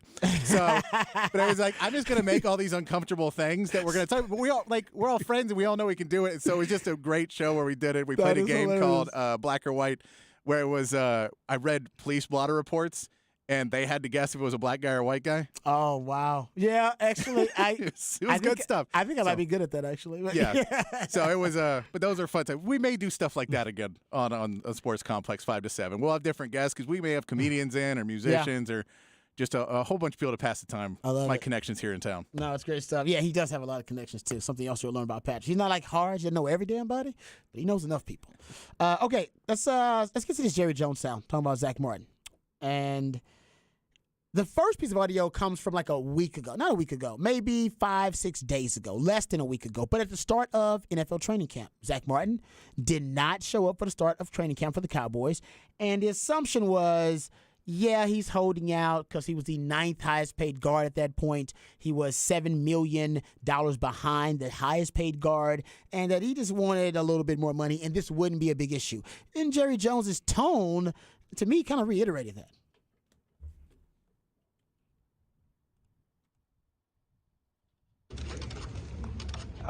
Doesn't affect our plans.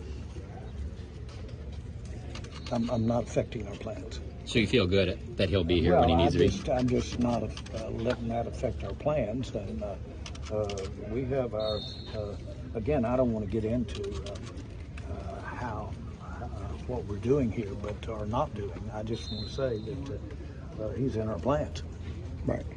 And I don't want to diminish anything here about his not being here today or not being here today. It's just something that we don't need to discuss, and I don't need to discuss for the benefit of all of us. I don't need to discuss it, which is uncharacteristic for Jerry Jones. I don't need to discuss it. He seemed like he was reluctant to even get into it. And also that it wasn't concerning for him. Wasn't worried about it. Like I said, at the end he says, I don't really want to get into it, guys. Fast forward, about 5 days later to yesterday, Zach Martin still holding out. Something has changed. Something has shifted. Maybe something different communicated. Here is Jerry Jones most recently talking about the holdout of one Zach Martin. What needs to happen for this situation with Zach to get resolved? Nothing. Just he'll come to camp if he's will come to camp, but there's no resolution. There's a lot of consequences if he doesn't. It's not about Preston, it's about facts. We need the money to pay Parsons. We need the money to pay the players that we got to pay in the future. Any sense? It's a fact. It's not even a philosophy. It's just a fact. Those dollars are there, and we have this at this level. And if you redid all the contracts, then you never could put a roster together. Okay.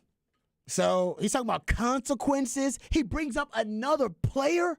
Basically, Micah Parsons got your money, Zach. You want to know where your money is, Zach? Micah Parsons will have your money. Who does that? Have you ever heard that before? Have you heard somebody else bring up another player when they're discussing a different player's holdout situation? No, because they normally just list, they allude to it. Exactly. They go, there's players on the it. defensive end we have to pay her. There's some other players that have contracts coming up. Yes. And you say that, and we go, we all know you mean Micah Parsons. but you don't have to say it. The fact that he said it tells me that he's like, look, you get it. I know who people want. And if I say Micah, then everyone will go, yeah, you re-sign Micah. You're right. I don't give a crap about an O-lineman. You re-sign Micah. That's what he's basically kind of saying. He's like, in the court of public opinion, they'll be more sympathetic to my side when I go, I got to pay Micah. And everybody goes, he does have to be the highest paid defensive player in the history of the NFL. So, yeah, but, I guess usually Jerry Jones is a player-friendly owner.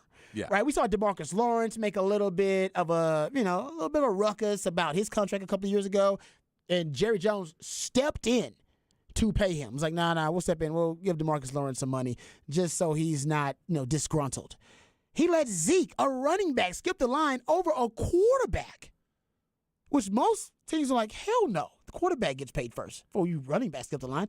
He paid Jalen Smith when I don't think Jalen Smith wanted to get paid. He was like, oh, what? I get it. Okay, I'll take it. I don't even. So Jerry Jones usually sides with the players. He's the guy that goes to the strip club and falls in love. We've all been with that guy. All right, goes to the strip club, he's in love with another one. It's like, yeah, man, every time a woman sits on your lap, you fall in love with her. That's usually Jerry Jones with really good players. Yes. And this is a Hall of Fame player, and he's like, no, I'm playing hardball. I get both sides. Because Zach Martin, my criticism of him is, if you wanted more money, and he is the best guard in the NFL right now, but if you wanted more money, you shouldn't have signed that long-term deal. You can't have both. You can't have the long-term deal and top dollar value at your position. Ask Patrick Mahomes, who signed a 10-year deal and is now, was that 2 years ago? Is that two years ago he signed that deal? 2 or 3, yeah. Yeah, and now he's what, 8th on that list of highest-paid quarterbacks? Bro, that's what happens when you get the long-term stability. Yeah, and I mean, he still has this year and next year on his contract. And one of the things when you look into the Zach Martin contract is it's been restructured before. And so he's got 2 years past where it ends. So it goes to like 2026, 2027 of where they're still owing him money on a restructure. There is part of it where next season he has a much bigger cap hit. So there may have been talks already of, hey, we got to figure out how to make this contract work going into next season. And now if you want to throw on that you want more money, we give you a signing bonus, but we were going to have this discussion next season anyway when we wanted to restructure your contract again and go, well, we'll give you this extension. But this is all in the plans for next season. This is all for next offseason. We were supposed to have these conversations, not this one. And so now you're throwing off our plan. And I get not wanting to be held up by guys when, hey, we gave you a 6-year deal and now you want to renegotiate because you feel you're going down. I mean, we can blame this all on Madden. That he gets that 99 and suddenly this request comes out. Yeah. But I get Zach Martin's side that you want to make sure you get paid. I get that not want to be underpaid. But I'm just it's curious to see that the difference in reaction makes you wonder what happened over the weekend. Yep, something Where happened. are these negotiations that Zach Martin is saying? Did Zach Martin say, I'm not showing up? No, because remember he was texting the guys I agree. last week saying, keep the standard, guys. Don't let it fall off. I'll be there soon. I don't know what the definition of soon is, but he was texting the guys, hey, I'm coming. Which means I think I'm with you. See, something happened. Something veered off course here. And I don't know what. And I'm coming does not imply I'll be in Dallas when y'all get back from California. Yeah, it seems like hey, I'm coming to training camp sooner rather than later. And now you got basically Jerry Jones doing something that we haven't seen Jerry Jones do, which is come out in public, in the court of public opinion, and take a hard line stance against a player and a holdout. And not only that, mention the other player who's going to really get the money. Yeah. That was wild. Like, no, Micah's getting this money. Yeah, we got the money, but it's for Micah. Yeah. It ain't for you. And here's the thing about it. And I know this because I know a couple of NFL executives that work in the NFL office, that the NFL salary cap, and you done some research on this too, Patrick, that there are some people that believe the NFL salary cap is fake. It's not even real. Like, it's just basically kind of a construct of very vague policies that filled with loopholes and different ways to get around it. And some people think it's kind of like a tax code, which I still think is more like a tax code. There are built-in loopholes, all right? There are built-in loopholes for you to kind of get around our tax code. And that's why, Uncle Sam, you go to jail for tax evasion because that means you're evading paying taxes at all. But there are tax folks, accountants, CPAs that actually promote that they can help you avoid taxes. They specialize in what they call tax avoidance. That's real. That's a legal thing. You can do that. You can avoid taxes. You just can't evade them. And with the NFL salary cap, you can't manipulate the salary cap. That's against the rules to manipulate the salary cap. That's what the 49ers did in the 90s. Can't do that. All right, that'll get you penalized. But you can circumvent the salary cap. You can maneuver around the salary cap. Because the truth is, cash is real money in the NFL. It's still cash, baby. It's still cream rules everything around me. But the cap is simply accounting. That's it. Like, it's just creative accounting. It's a mechanism of compliance. And you can find different ways around that mechanism. And to give you an example of this, remember when Jalen Hurts signed his contract? He just signed that big deal. Was it a 5-year, $255 million deal? $51 million per year. You know what his salary cap hits are on that $51 million per year? Give them to me. $6 million this year, $13 million in 2024, $21 million in 2025, gets to $31 million in 2026. I said, man, that's low. Go look at Dak's numbers for his current contract and what his cap hits are. His cap hit for 2021, his first year was $17 million. For 2022, it was $19 million. $26 million this year. Going to be $59 million in 2024. Yeah. It's all creative accounting. You can restructure deals, which is kind of like hiding money in a contract. You can pull it out later. You can prorate deals. You can backload, front load. You can cash over cap, as Patrick always talks about. Turn into a signing bonus, pay the rest in salary. There are so many ways to get creative with accounting. When you, Jerry Jones, tell a player that essentially your money is going to another player, you are essentially telling them, yeah, of course we have the money. There is money here. I can creatively go find another $2-3 million for you, but I don't want to. I don't want to. Yeah. You signed a deal. That's the contract you're going to play under. I could go find you $4 million creatively with my accounting and my capologist, but I'm not knocking on that door for you. When I knock on the door of my capologist, I'm coming to figure out the different numbers for Micah Parsons' new deal. Not for you, Zach. And that's the reality of it. He could find that money. He don't want to find that money. No. And by the way, I'm not judging him for that because that's business. No, it is. and I can guarantee you, Jerry Jones hated watching Aaron Rodgers take less money. Because Jerry Jones went, that's my thing. Yeah. I'm supposed to be, I treat my players better than anybody else. They did that poll of players, and he had the best family, the best player. He does. He treats his players as well as anybody else in the league, if not better. That is true.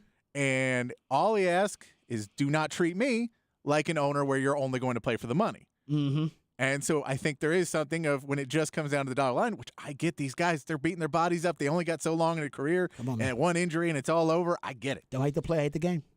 I think he's going, I gave you. I trusted you. I gave you the deal until you were 34 years old. And now you want to come back and you say, no, I want that money, and I probably want more years on it before I get there. I don't want to get to 34 and renegotiate at 34. Mm-hmm. I want to renegotiate at 32 while I'm still the best. I want to renegotiate while I'm the best player in the league, where you gave me a 6-year contract on purpose so I wouldn't be the best player when we renegotiated. That's business. Yes. He's like, I won the negotiation, Exactly. and now you're taking it back. Pretty much. I always say marriage is a contract. It is, but it's a marriage is a contract that's constantly being renegotiated. You get kids, renegotiate. Somebody loses their job, renegotiating the contract. Oh, somebody got sick, renegotiation. It's a constant renegotiation. I feel like that's how some players look at their contract with teams. Yeah. Like, I got to renegotiate soon as something changes because, yeah, man, they only got a short, finite time span to maximize that dollar value. I will say this, though, real quick before we go to break. If there is one thing that can get Zach Martin paid, if these practices or if the offense is looking essentially inept, incompetent, because of pass protection in the interior of the offensive line with Matt Forniak and Josh Ball and Mozzie Smith and Jonathan Hankins and Ozigia Digazua and hell, maybe they moved DeMarcus Lawrence inside for some reps. If those guys are wreaking havoc on that O-line and literally you can't even watch film without going, guys, that can't get a pass off. We can't even conduct practices because our interior line can't block the interior defenders. That may get him paid a little bit quicker too. But we don't know. I don't know what the drop-off is. I'm assuming it's significant between Matt Forniak and Josh Ball. And we can say it's not unlike all owners. Jerry Jones is at training camp. Jerry Jones is watching every single play. Jerry Jones is the GM. He's into it, man. There is no. So there is a difference of some owners that don't want to come up off the money. They're being told from their GMs, and then it's it's a business decision for them. Jerry Jones, it is a football decision at some point too. Very true. That's a great point. I agree with that. Also, for Cowboys fans who have not heard, Ronald Jones, backup running back for them, will be out for the first 2 games of the season with a PED suspension. Yes, the plot thickens.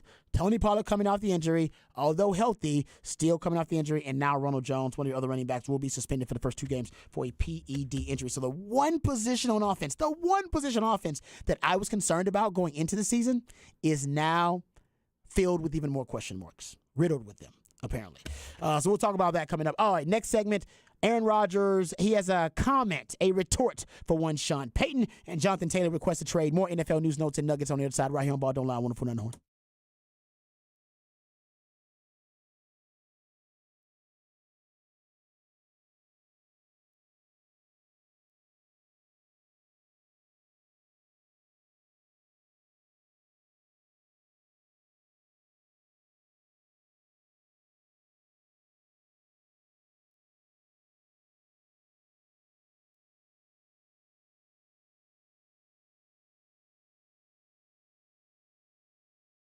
Hey, what's up, folks? Lifetime Longhorn, Rod Babers here. Let's talk about our friends over at Apple Leasing. Now, you want friends like my friends at Apple Leasing because they can help you through every step of the car car buying process. And if you want to lease a brand new car with our friends over at Apple Leasing, trust me, you need to reach out to them as soon as possible. They can help you get the price you want, the payment you want on the car that you want, and it's a pretty simple process. It's all it takes is one phone call. Reach out 512-346-9977, and when you talk to Apple Leasing, you let them know all the details, the price, the payment, the type of car that you want. If you're in a bad lease, so you can get into one of those simple interest easy leases from Apple Leasing. You give them all the information, they will handle the rest. They'll handle the headaches. They'll handle the stress. They'll do the price shopping for you. They'll find the car that you want, whether it's here in Central Texas or it's elsewhere. They'll find it for you. They'll do all of that, and all you got to worry about is enjoying that new car smell, the satisfaction of getting that brand new car. And like I said, it's a really simple process. The professionals at Apple Leasing can help you get the price you want, the payment you want on the car that you want. Just one phone call is all it takes. 512-346-9977, or visit appleleasing.com, and they'll help you get the price you want, the payment you want on the perfect car. And what I love about them is their simple interest easy lease. And obviously it's pretty simple because it allows you a lot more flexibility, which is going to give you more possibilities and options to help you find the vehicle that fits you best, but more importantly, the vehicle that fits your budget best. Apple Leasing right now can help you get the perfect price for your budget and perfectly compatible with you and your family and your lifestyle. So reach out today, 512-346-9977, or visit appleleasing.com. That's appleleasing.com.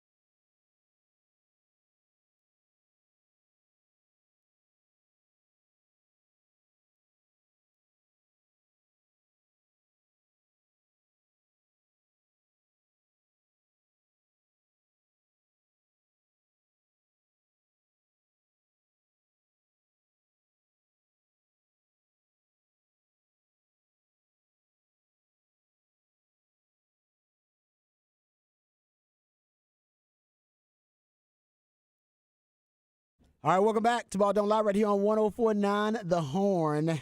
But make sure you download the app because you're going to need that. Get the Horn app. Trust me on that. All right, let's get to this Aaron Rodgers story because, it gets better and better each day, or at least each chapter of this drama between Sean Payton, Nathaniel Hackett, and Aaron Rodgers. So to get you caught up, for those who don't know, Sean Payton made some very critical, negative comments about Nathaniel Hackett via a story from Jared Bell in USA Today. He actually named Hackett, named him by name, dropped his name in the comments, which I think if he'd have just implied or hinted, everybody would have understood, okay, he's talking about Nathaniel Hackett. No, he dropped his name in there and also said in the comments it was one of the worst coaching jobs in NFL history. I'm not making it up. Here's the quote.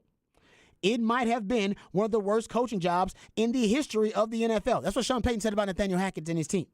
He also, basically brought up Hard Knocks and criticized the whole Jets organization. He said, quote, "It doesn't happen often where an NFL team or organization gets embarrassed, and that happened here. Part of it was their own fault relative to spending so much time trying to win the offseason, the PR, the pump, and the circumstance, marching people around and all this stuff. We're not doing any of that. The Jets did that this year. You watch. Hard Knocks, all of it. I can see it. Dan Snyder put that dream team together. I was at the Giants. I was a young coach. I thought, how are we going to compete with them? Deion's there now. That team won 8 games or whatever. So listen, just put the work in." Oh, man, he went ham. Like I said, brought up Nathaniel Hackett's name. He went Skip Bayless. He did, yes. He even said he's going to do the opposite of everything they did last year with Nathaniel Hackett. Oh, he got personal. And then Robert Saleh commented on those comments, had a response to it, essentially taking the high road. Then Sean Payton backpedaled a little bit. He backtracked and was like, yeah, you know what, I probably shouldn't have done that. He said, I believe he hinted that he was kind of conjuring up his Fox, like he was doing Fox, like pregame stuff. So he said I was basically channeling my inner journalist, or I was being based in on-air personality rather than being a coach. So he didn't apologize and take the comments back, but he did say that he wishes that he could have said things differently. And wouldn't have went there. So fast forward to today, and we got Aaron Rodgers' comments. This is via Peter Schrager, who does work for NFL Network, does a great show. I think it's Good Morning Football is the name of the show. And Peter Schrager asked Aaron Rodgers about Sean Payton's comments. And remember, Aaron Rodgers and Nathaniel Hackett are BFFs. When he got the job with the Jets, he said, one of the main reasons I'm here is because of Nathaniel Hackett. Remember, the Denver Broncos hired Nathaniel Hackett because they thought they would get Aaron Rodgers because of how deep that connection is. Oh, they down like 4 flat tires. So here's Aaron Rodgers commenting on Sean Payton's comments. I'm not going to ask you about Sean Payton's comments directly, but I will ask you to maybe address Nathaniel Hackett as a coach and what he means to you and what he can bring to this Jets team. That story goes out there. I had about 1 million texts from people in the coaching community saying that was out of line. Yet you see Hackett out here, he's still pumped up. I don't think it affects him as much as maybe it affects everyone on the outside, and yet you and him have this great bond and union together where you've always had his back, he's always had yours. Yeah, I love Nathaniel Hackett, and those comments were very surprising. For a coach to do that to another coach. My love for Hackett goes deep. We had some great years together in Green Bay, kept in touch. Love him and his family. He's an incredible family man, incredible dad. And on the field, he's arguably my favorite coach I've ever had in the NFL. Just his approach to it, how he makes it fun, how he cares about the guys, just how he goes about his business with respect, with leadership, with honesty, with integrity. And it made me feel bad that someone who's accomplished a lot in the league is that insecure that they have to take another man down to set themselves up for some sort of easy fall if it doesn't go well for that team this year. Thought it was way out of line and inappropriate, and I think he needs to keep my coach's names out of his mouth. Ooh, when keeping it real goes wrong. All right, so there you go. Keep my coach's name out your mouth. I, by the way, am loving all of this. I love that the NFL is getting petty. The NBA does it all the time. I coined the term the NBA-ification of the NFL. Now we got the WWE-ification of the NFL. We got trash talk promos on both sides. Keep my coach's name out of your mouth. I love it. It's great. And now that Week 5 game where the Jets are going to go on the road. I believe the Broncos are hosting the Jets, if I'm not mistaken. Yeah, I believe so. Yeah, I believe the Jets are on the road. That is now must-watch television. I'm telling you, I'm going to have to go somewhere and watch the game because I don't think it's going to be one of the main games. It's too early for them to flex something like that. But I have to go somewhere and watch the Jets at the Broncos Week 5. I have to. It is now must-watch television for me. So many great storylines now in that matchup between Sean Payton, Aaron Rodgers, Nathaniel Hackett. Oh, it's too good. That defense for Denver is not bad. I mean, they got a pretty good defense. And I told you guys this too. Aaron Rodgers, he's not going to say it. He's feeling confident about himself, and he should. But Sean Payton's got a little bit of space rent-free in Aaron Rodgers' head. One of Aaron Rodgers' worst performances of his career, came against the New Orleans Saints in the last season that Sean Payton was the head coach. Remember, that is the season as Hurricane Ida hit, and they had to basically choose a stadium because they were displaced. They had to choose a different NFL stadium to play in because they were displaced because of the hurricane. And remember, they were playing the Green Bay Packers, Week 1. And they chose to play in Jacksonville. And the reason they chose Jacksonville is because all the coaches did a ton of research. And they found that it was the toughest ticket for Packers fans to get. And they also found that when they looked at all of Aaron Rodgers', basically his history as a player, look at all the games he played, he had historically his worst performances in southern Florida. For some reason, it was like, why in Florida he has bad performances? We don't know. Could it be the humidity? We have no idea. They said, we're just tracking it and we're going with the trends. And that's why they picked the Jacksonville Jaguar Stadium. They picked that stadium because they decided it was the most expensive ticket for Green Bay Packers fans. And based on the analysis, the analytics, there's a really good chance that Aaron Rodgers would have a underwhelming performance there. How bad was it? His passer rating, 36.8. His total QBR, 13.4. It's one of the bottom 3 at the time. I don't know, maybe it still is. One of the bottom 3 worst performances of his career. And it was a season opener. Bad. And it was just great coaching by Sean Payton and by the New Orleans Saints. He still remembers that. There's no doubt. You can't forget that. That stands out. And I think he might be trying to get some revenge on that too. So keep that in mind because that is definitely something for. And I think the New Orleans Saints blew him out too. It was like a blowout win for them. Just blew him out of the water. And Aaron Rodgers was just abysmal. Which is, he's one of the GOATs. This guy is one of the greatest quarterbacks in the history of the NFL. And Sean Payton has some type of blueprint on him. I don't know what it is. Well, he won't have to play in Florida. He'll be playing in Colorado and Denver, so different situation. But we'll see schematically if Sean Payton knows a little something. Yeah, and we know Sean Payton is having enough to worry about in Denver right now with the news about Tim Patrick and that he is most likely out for the season. They're believing it is a ruptured Achilles for Tim Patrick, who just has not been able to stay on the field. That entire wide receiver staff, that's been the problem they've had for the last couple of years. They haven't been able to stay on the field. Yeah. And so as much as you want to say Russell Wilson can do this and that, well, he doesn't have any wide receivers. I mean, Sean Payton probably knows about receivers who can't get on the field, considering he's buddies with Michael Thomas over there. And still find a way to win?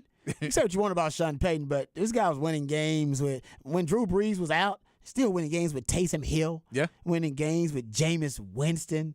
He's winning games with backup quarterbacks. That guy's a hell of a coach.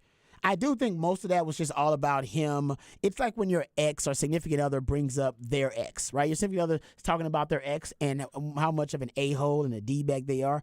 You jump on the bandwagon. You want your significant other to feel good about themselves, and you want them to think that all of their issues, their insecurities, their baggage, their emotional immaturity, their lack of ambition, whatever it is that your significant other has, whatever their shortcomings are, you want them to think that their past relationship All right, it was their partner's issues and not theirs. It was their ex's issues. That's the reason the relationship failed. It wasn't anything that has to do with you, because you don't want to address that. And you also don't want them looking at their own insecurities and shortcomings. You want them looking at what's best about themselves so they're confident, all right, so their self-esteem is high. And right now, Russell Wilson's self-esteem is low. His confidence is low. So blame it on the ex. Your ex is a piece of blank that hurt you and emotionally abused you. And if you had gotten away from him sooner, all your problems will be solved. And now all of their problems will be solved because you're with me. Can I fix all of her issues? Hell no. But I need to tell her that. So I don't have to deal with her having self-esteem, confidence issues. That's what's going on here. It's just Sean Payton trying to communicate to Russell Wilson, it wasn't you, Russell. It was your ex. Nathaniel Hackett is why you sucked last year. It wasn't you. You're great. You've been great every year except for when you were that a-hole. You were your best self. Same thing you want to tell your ex. Oh, you were great, but your ex caused you to kind of lose your way. I think that's what's going on here. Anyway. Yeah, it makes sense. I just don't know why you would make anybody try and feel sad for Nathaniel Hackett, which is everyone agreed with Sean Payton until he said it. And then we're like, dude, you're not supposed to say it out loud like that. That's rude. He said the quiet part out loud, which I agree. You're not supposed to say that. But we always get on athletes for coach speak and for being disingenuous and never telling us how they actually feel. And as soon as they do, we eviscerate them. We crucify them to the point where they take it all back and they regret it and they'll never do it again. It's like, So why do we ask people to be honest with us? Because every time they're honest, we just crucify them. Hey, we want you to be honest, but we want you to say the things we want you to say. Hey, be honest, but be nice about it. Be sweet. Can you be a little bit more tactful in your honesty? Can you be honest, but also think the way I think? Exactly. So I think that always happens. Anyway, we'll come back to that conversation. On the other side, we'll get into this Jonathan Taylor request for a trade a little bit too. All that and more right here on Ball Don't Lie, 104.9 The Horn.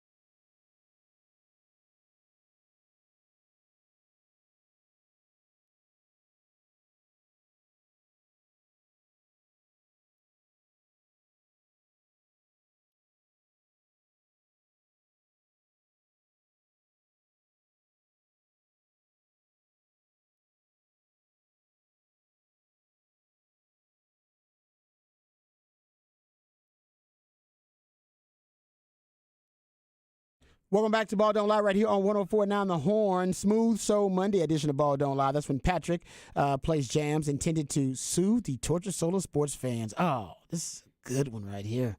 Well done. Oh, man, it's the jam. All right, so appreciate my man Patrick. Always doing a great job with the musically themed days of the week. And, yes, the last Smooth Soul Monday. Bro, forever. That's it. I don't know. Patrick may bring it back. Patrick is having his own show 5 to 7 starting next week.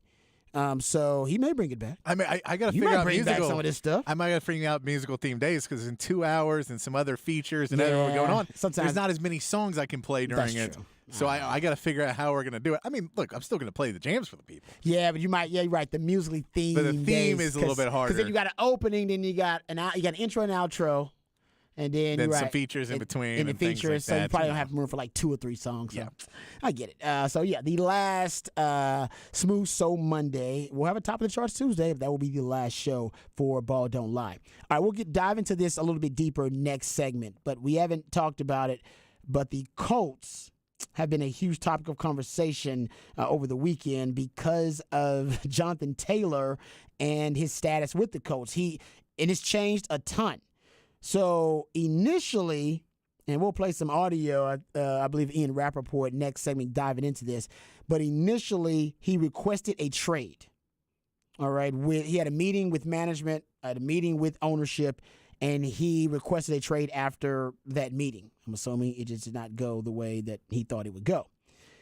And this came, remember, after those comments that we read from last week. We read those comments from Jim Irsay where, and I don't know why he decided that he wanted to be outspoken about the running back position. But remember, he made comments. He said they did not apply to Jonathan Taylor, which I don't know about that. He said his comments did not apply to Jonathan Taylor, even though everybody thought, oh, man, he must be talking about Jonathan Taylor. Because in his comments, he said they were not directed at him. He said they were not about Jonathan Taylor. Yeah, so it's not they don't apply to him, because they do, because it's all running backs. They're not directed at him. He wasn't saying this to Jonathan Taylor. Yes. I'm not saying he's asking for a contract and I'm not going to pay him. But I am saying running backs can't. Well, essentially, he is saying that. Yeah, he exactly. is saying that. So actually, I was right. He actually they do it. They do. It does apply. This does not apply to him because he's basically saying, "I'm not paying that dude." Yeah. Okay. So here's what Jim Irsay said recently, and like I said, we can go over all the comments. But recently, he was asked about Jonathan Taylor's status, and he said, "We're not trading Jonathan in a discussion." This is after he asked for the trade. We're not trading him in a discussion, but now, not now, and not in October. All right, so not now, not in October. It ain't happening. And he also said after that, quote, I mean, if I die tonight and Jonathan Taylor's out of the league, no one's going to miss us. The league goes on. We know that. The NFL rolls on. It doesn't matter who comes and goes. It's a privilege to be a part of it. Now's the time to do our work. Now's the time as an organization. And you know players who are 24, 25 years old, now's the time to seize the moment. What the hell does that mean? Yeah, that's a. But if that feels like he kept trying to write it and like do it out in his head, and then he's like, "Well, if he was gone tomorrow, the league." Okay, I can't say that. You can't just say if he was gone, no one's gonna miss him. So I said, "Well, if I died tomorrow, so now it's me," and you're like, "But that's not a good look." If I die, basically his comment was, I mean, if I die and Jonathan Taylor's out of the league, it's like, what? What do you mean if you die and Jonathan Taylor's out of the league? And I get what he's saying. But he shouldn't be speaking about the player's contract. I just think that's a bad move by him. He should have stayed out of it. It made it personal when he jumped into the conversation. Yeah. And he made it personal even last week. His comment was, like I said, not directed, as Pat said, not directed at Jonathan Taylor, but NFL running back situation. We have negotiated a CBA. That took years of effort and hard work and compromise and good faith by both sides. To say now that a specific player category wants another negotiation after the fact is inappropriate. Some agents are selling bad faith. The agent for Jonathan Taylor replied to that comment by saying bad faith is not paying your top offensive player. And that was before the trade request was made. So this may be irreparable at this point. And the team now is trying to put him on either the PUP list or the non-football injury list because reportedly they say he has a back injury. He says, I don't have a back injury. Yeah. So you got the team saying you got a back injury, which you got that back injury that occurred in a non-football related workout, so we don't have to pay you for that. And he is saying, nope, my back is not hurt, and if I'm on the PUP list, physically unable to perform, you still got to pay me. Yeah. But the non-football injury list, you don't got to pay him. So that's the difference. Yeah, if he goes on the non-football injury list, it seems like then you just need to trade him. Like you need to move off that. You got a new coach, you got a new culture coming in, and you don't need to have. And I get it sucks because I believe one of the other running backs just got hurt today. You traded off Nyheim Hines, who was also hurt, but you traded him off last year. It doesn't help you at all to trade him. But at the same part, do you really want to have a guy on your team that is basically trying to sue you at a certain point because you're not going to pay him because he doesn't want to be there because you told him you're not going to pay him? Yeah. Yeah, I agree with you. They need to figure out a solution. But who's going to trade for a running back these days? Well, I think there's teams that will trade for him. I don't know who's going to pay him once they trade for him. That's the whole point. Because I mean, there's a bunch of teams that would love to have Jonathan Taylor, but they want him on the contract that he's on right now, not the contract that he wants at the end of the year. Nobody's going to trade for him and pay him $13 to $15 million. That is the problem. Basically, he wants to be traded back to 1997, and he needs the DeLorean and a flux capacitor. So I don't know how he's going to do that. All right. So we'll come back. We'll get into that subject and more, some Texas football news, notes, and nuggets right here on Ball Don't Lie. Wonderful down the horn.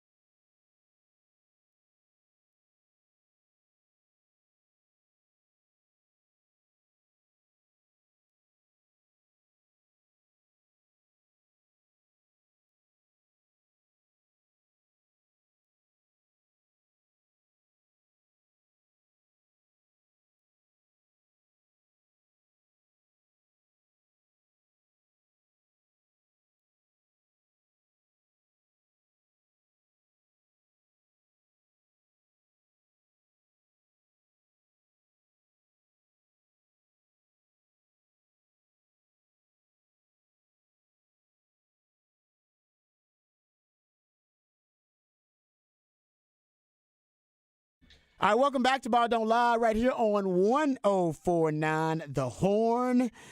Also, you can, this is what you need to do, actually. You need to listen to us on the app. We appreciate everybody listening on the Horn app and streaming us online, streaming us from anywhere. You can stream us on the TuneIn app as well. If you're streaming us, that's probably the way to go going forward. As you guys know, we have announced 104.9 and 105.3 going away, but the Horn is not going anywhere, but the shows are changing. I've been asked with my man E. Hogan to do a morning show on the new reincarnation of the Horn, which will have a morning and a evening local live element. Yep. So we're going to have a morning show with me and E from 6 to 11, and my man Patrick Davis is going to take over the evening shift from 5 to 7 with his own show, but Patrick's going to bring all types of goodies and friends, and it's going to be a really cool mix of pop culture and sports because, that's what he's all about, and music, too, a big part of that. So that's what's happening, and then in between, we'll have some type of national programming of some kind. This is just kind of the restart, the course correction, if you will, because of some of the things going on in the market. And so I and E, I'm grateful as well to be doing a show with E in the mornings. I've never worked in the mornings. Actually, I've been working afternoon drive. Yeah, you're going to have to start getting that schedule down. I got to start getting up at like 4 in the morning. It's just crazy. I get up at like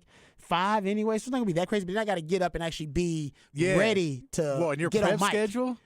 Because your prep schedule now is you're working in the afternoon a lot. You're just doing stuff and getting stuff and sending me clips. Yeah, so my prep is basically going to flip now. I'll be doing all of my prep like in the afternoons now. Yeah. And like late at night pretty much. Yeah, I'm going to be telling Ty, be like, dude, just you need to get the sound ready. Yeah, get the sound ready. I do like a lot of sound, a lot of audio. But yeah, man, it's gonna be a wild adjustment for me. But I'm looking forward to it. Never done the show with E. Hogan except for we do the pre-games together, and that's always fun. E. Hogan's a professional. He's been great, and of course, had a lot of success with B&E, with Bucky. And Bucky, like a lot of really good people here who are great at their jobs, the hope is that, and I think it's even more than hope for me. I have a lot of faith that they're going to find a place. Yeah. I really do believe it, either in this market or they're going to end up going to an alternative form of entertainment and the spoken word, which could be online, it could be something else. I know Bucky has talked about doing a podcast, even with E, actually, because Bucky has such a strong following. So this will not be the last time you hear from all those other personalities like Jeff Howe and from Zay and from my man Harge. You're going to hear from Harge, too. Those guys aren't going anywhere. Unfortunately, they won't be working here with us going forward. They're still our good friends, honestly.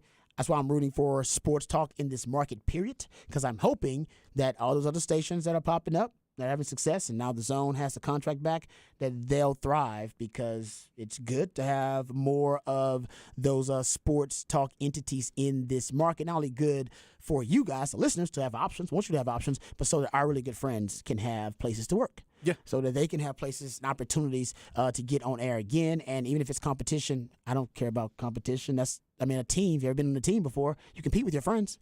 That starting job is mine. I got to compete with my really good friends, but in the end, we're on the same team. No. It's all good. So And we know right now it's the trust the process position of it, of we're just going through and trying to do the best we can. But part of that is we know we have to do going above and beyond and put together a really good product for everybody. So we'll be doing that and working towards a goal of hopefully being able to either bring people back in some forms or grow and continue to grow and make the Horn really a special place again. Exactly. So obviously we're still a little hurt that we're losing some really good people who are really good at their jobs, but now that they're fantastic human beings to be around. So they were good for our team and for our culture and for our family that we built here. So we're going to miss all those folks. And Craig Way, yes, of course, people bringing up Craig Way. I just texted with Craig Way because Craig Way's one of my mentors in this game. Craig Way is really what changed my approach to radio, like working with Craig Way. It really is a hard lesson to learn. Craig Way is one of the most knowledgeable human beings I've ever met in my life. Like I don't know too many people who have more knowledge about damn near anything than Craig Way does. And imagine doing a 4-hour show with that man and not being prepared. Right? Imagine doing a 4-hour show with the most knowledgeable human being in this market potentially, and not being prepared and not being able to hold your own. and not have stats to hold your own or your own base of facts in getting into sports debates and discourse with Craig Way. You would humiliate yourself, and that's what happened. So after working with Craig for a long time, I decided when I go in there with Craig, I'll arm myself right, with facts and stats, and I'll have it. And it took me a while because Craig Way has a large knowledge base of information. Period. So it's got to be from everything, from sport to pop culture. And I just had to get in the lab, man. I had to go down the rabbit hole and stay in the rabbit hole for hours at a time. And that's what really started this obsession with preparation. Was that trying to match wits and have conversation with Craig Way. And I can tell you this about Craig is there's no one that will make you realize that you're lucky to do it, and like the amount of work that you put into it, you get back out than Craig, because you could never. I work a lot and I'm constantly moving around and stuff. I could never equal what he did, and you just realize like, no, you just have to be thankful for what you're doing, and because he would come up and I'd talk to him and it'd be like, all right, man, I'm running like a chicken with my head cut off, and he'd come back and he'd say twice the things I had just done, and he'd done his prep work, and he'd done that, and he's like, and it's on my family, and I did this, and you're just like, okay, Patrick, you need to calm down. Yeah, exactly. You need to stop feeling sorry for yourself and go handle your business. And manage your time better, whatever it is. But learned a lot from that from Craig. Totally agree. Because you're right, had time for the family, but he's calling multiple sports, so he's doing prep for all those games and doing the prep for the other teams to know about them too. And he also hosts a sports show, so he's got to do relative sports like research as well. In addition to that, and I'm with you and then he's does all his own travel too. Like he wants to drive places. Yeah. And so which also hurts your ability to prep. You think he want to fly, that way he can prep more. He'd be on the plane reading and doing nope, he wants to drive because he likes being able to stop at all these little, road house cafes and all these different joints around that he saw on some food channel show or something like that. He wants to stop there because also that is part of his passion is that not only is he very knowledgeable about sports, but he's knowledgeable about a lot of things. And he wants to experience the food, of different communities and different towns and cities that he visits. And he also wants to go visit that historical landmark that he read about too. That was also really cool. In addition to doing all the work for the shows, the man is a machine. So anyway, working with that guy, your boy had to get right, and I did. I got right. It honestly was much like being at Texas and being in the same DB room with a Quentin Jammer and a Nathan Vasher and then a Michael Huff behind me. You better get right. You better get right at all times. So that helped me. And honestly, that's the best part of this job is that, and I always said this about exes, right? I dated a lot of women in my life. I dated a lot of women. And I didn't get married till I was 40. I dated a ton. And I figured I like connections with different women. Well, I like a lot of things with different women. But I did like the connection that I have. And what I realized was that I was also almost like a serial killer would do. You ever watch stories about serial killers? And they keep little like artifacts. Trinkets, whatever it may be from like their victims. It's very sick and demented. But I essentially all of my exes, I'd steal something from them. Not physically. I'd steal part of their skill set. The traits that made them unique. Like I dated a girl, she was very organized, and you know what? I'd steal that from her somehow. I'd learn the secrets that made her organized. Like, why? How is she so organized? Or maybe you dated someone that was very computer literate. I'm going to steal that from her. Or I dated somebody who knew how to negotiate. Damn, she's a good negotiator. Let's take it. Why are you good at that? How are you good at that? What are you naturally good at that? Do you think about it? You ponder it? Same thing in radio. I worked with 10 different co-hosts in 15 years. There's not a co-host that I've worked with that I didn't steal something from. Because everybody's got their talents. Everybody's good at something. So I just steal whatever they're good at, take it, make it part of my skill set, and sharpen it. And for Craig Way, it was prep. Constant. Just don't ever stop. I've met comedians like that. I met comedians who will be, a lot of comedians. Yeah. You'll be hanging out with them at brunch or something.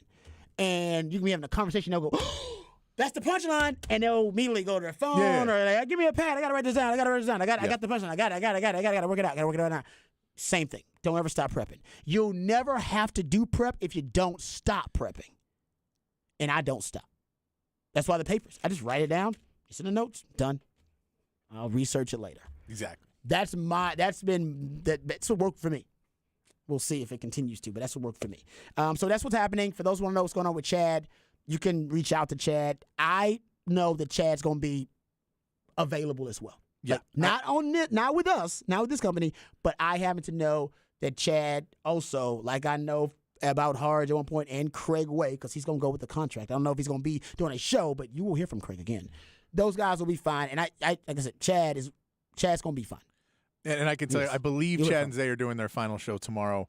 I know they're Yes. both out today, but I believe they will be back tomorrow Yeah, to say goodbye. And he'll be able to tell you whatever he can tell you tomorrow, or tell you where to follow him to find out what he's doing next. Exactly. So don't be, if you really want to know what these guys are doing next, I guarantee you all of them are doing something positive, something constructive to make themselves available to you, because they do care about you.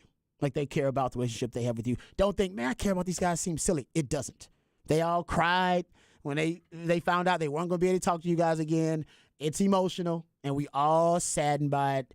And it really is. Like, I think about you guys a lot, because I think about you guys when I'm doing prep, what I'm going to tell you guys. Oh, man, we got to bring this story to the show, that kind of stuff. So it is very emotional. And we appreciate all the kind words that you guys have had for everybody, all the different personalities on the shows. So, but in short, morning show, me and E, going to be available, not on 104.9, because that is going away along with 105.3. But the Horn is not going anywhere. Just a change in the lineups. Patrick's going to be 5 to 7 with the Sports Complex for you.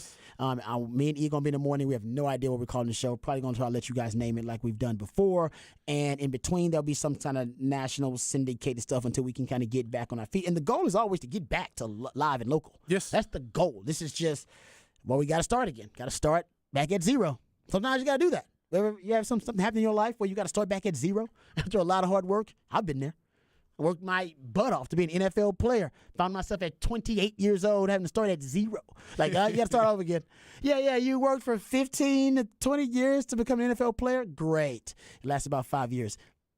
Now figure out the next step. Yeah. Hey, before I started here 5 years ago, I was working at the post office because I thought my radio journey was done. Exactly. After 8 years there, and now you're about to start a PM now Talk I'll be show. at 5 to 7. So it's just focus on the process. Focus on the process and the journey, and not the destination or the result. Because a lot of times, that is. I'm not saying you ain't got no control over it, but that is the thing that you have the least amount of control over. What you control over there is a day-to-day grind. Yes. Get up, your attitude, work at it, grind every day. Yes, life sucks and life can be really tough at times. We all get it. But arm yourself with perseverance and with patience, and arm yourself with passion. Arm yourself with all these little things that are going to help you, through this journey of life, no matter how difficult it gets. All right. Anyway. And if listening, 101.9 and 1260 on the radio, I would recommend getting a stream. The Horn app, hornfm.com, and then also go to our YouTube. You can subscribe on YouTube if you want to have video of it. We'll be trying to do that. The Horn Austin on YouTube. Just stream it, guys. Listen, I'm a radio guy. I don't even have the Horn app. I listen usually through TuneIn because I used to be able to rewind it when I listen to the shows. So I'll probably have to download the Horn app too. Stream it. That's the best way forward. If you're trying to listen on stations, you got to worry about static. You got to worry about, if the sun is in the right damn place and all this kind of stuff. Solar flares. I know. It's just don't worry about that, guys. The pain of any engineer's existence. Yeah, don't. Hey, by the way, there's going to be solar flares during the game tonight. Exactly. You don't have to worry about any of that, guys. Just stream it. It's easy peasy. And I know what sucks about streaming for somebody is the data and then how your phone battery drains. From what I've been told, because we don't have the UT contract, because a lot of the stuff we were putting on the stream was, updates on what's happening with UT and this and that. Apparently, it's going to be less of that strain on your mobile devices. So, should be an easier stream as well. So, we're trying to make ourselves available to you whichever way we can. 15 straight football seasons I've been on for Texas. I want to make it 16 so that, we can come in here and yell and scream about Texas football. Hopefully, less yelling and screaming and more celebratory, joyous. Yeah, yelling and screaming in a positive way. Yeah, like that kind of stuff, yeah. All right, anyway, let's get to this Jonathan Taylor story. And I think it's unfortunate for Jonathan Taylor. He waited too long. We talked about this. Yes. He's waited too long. He waited to the last year of his contract, his rookie contract, to start voicing his discontent. Sorry, running backs, you waited too long. As Patrick mentioned, we all criticize Zeke, but that's the way to go. skip the line. You got to skip the line. Because now at the end of his deal, essentially the Colts are telling him, we're not going to trade you. And if they did trade you, who's going to trade for you with the requisite value, second-round pick, whatever it is, and then pay you $15 million when that's not the value of the running back position right now? It's way lower than that. So they're going to have a hard time even finding trade partners for you unless they give you up for a 7th-round pick or something, considering you'll be a 1-year rental. And on top of that, for Jonathan Taylor, and I said he's great. What's he, 25 years old? Yeah, 24, 25 years old, somewhere around there. And I hate to say it like this because it's so insensitive, and it is, considering this young man's commitment to his craft. Man, you're already close to being aged out of your prime as a running back. That is sickening to think.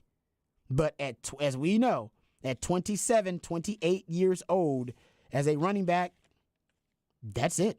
Like, you are considered. I always said that if you're trying to, I went with my wife, went to different doctors, about fertility specialists and stuff like that, because, we're trying to have kids.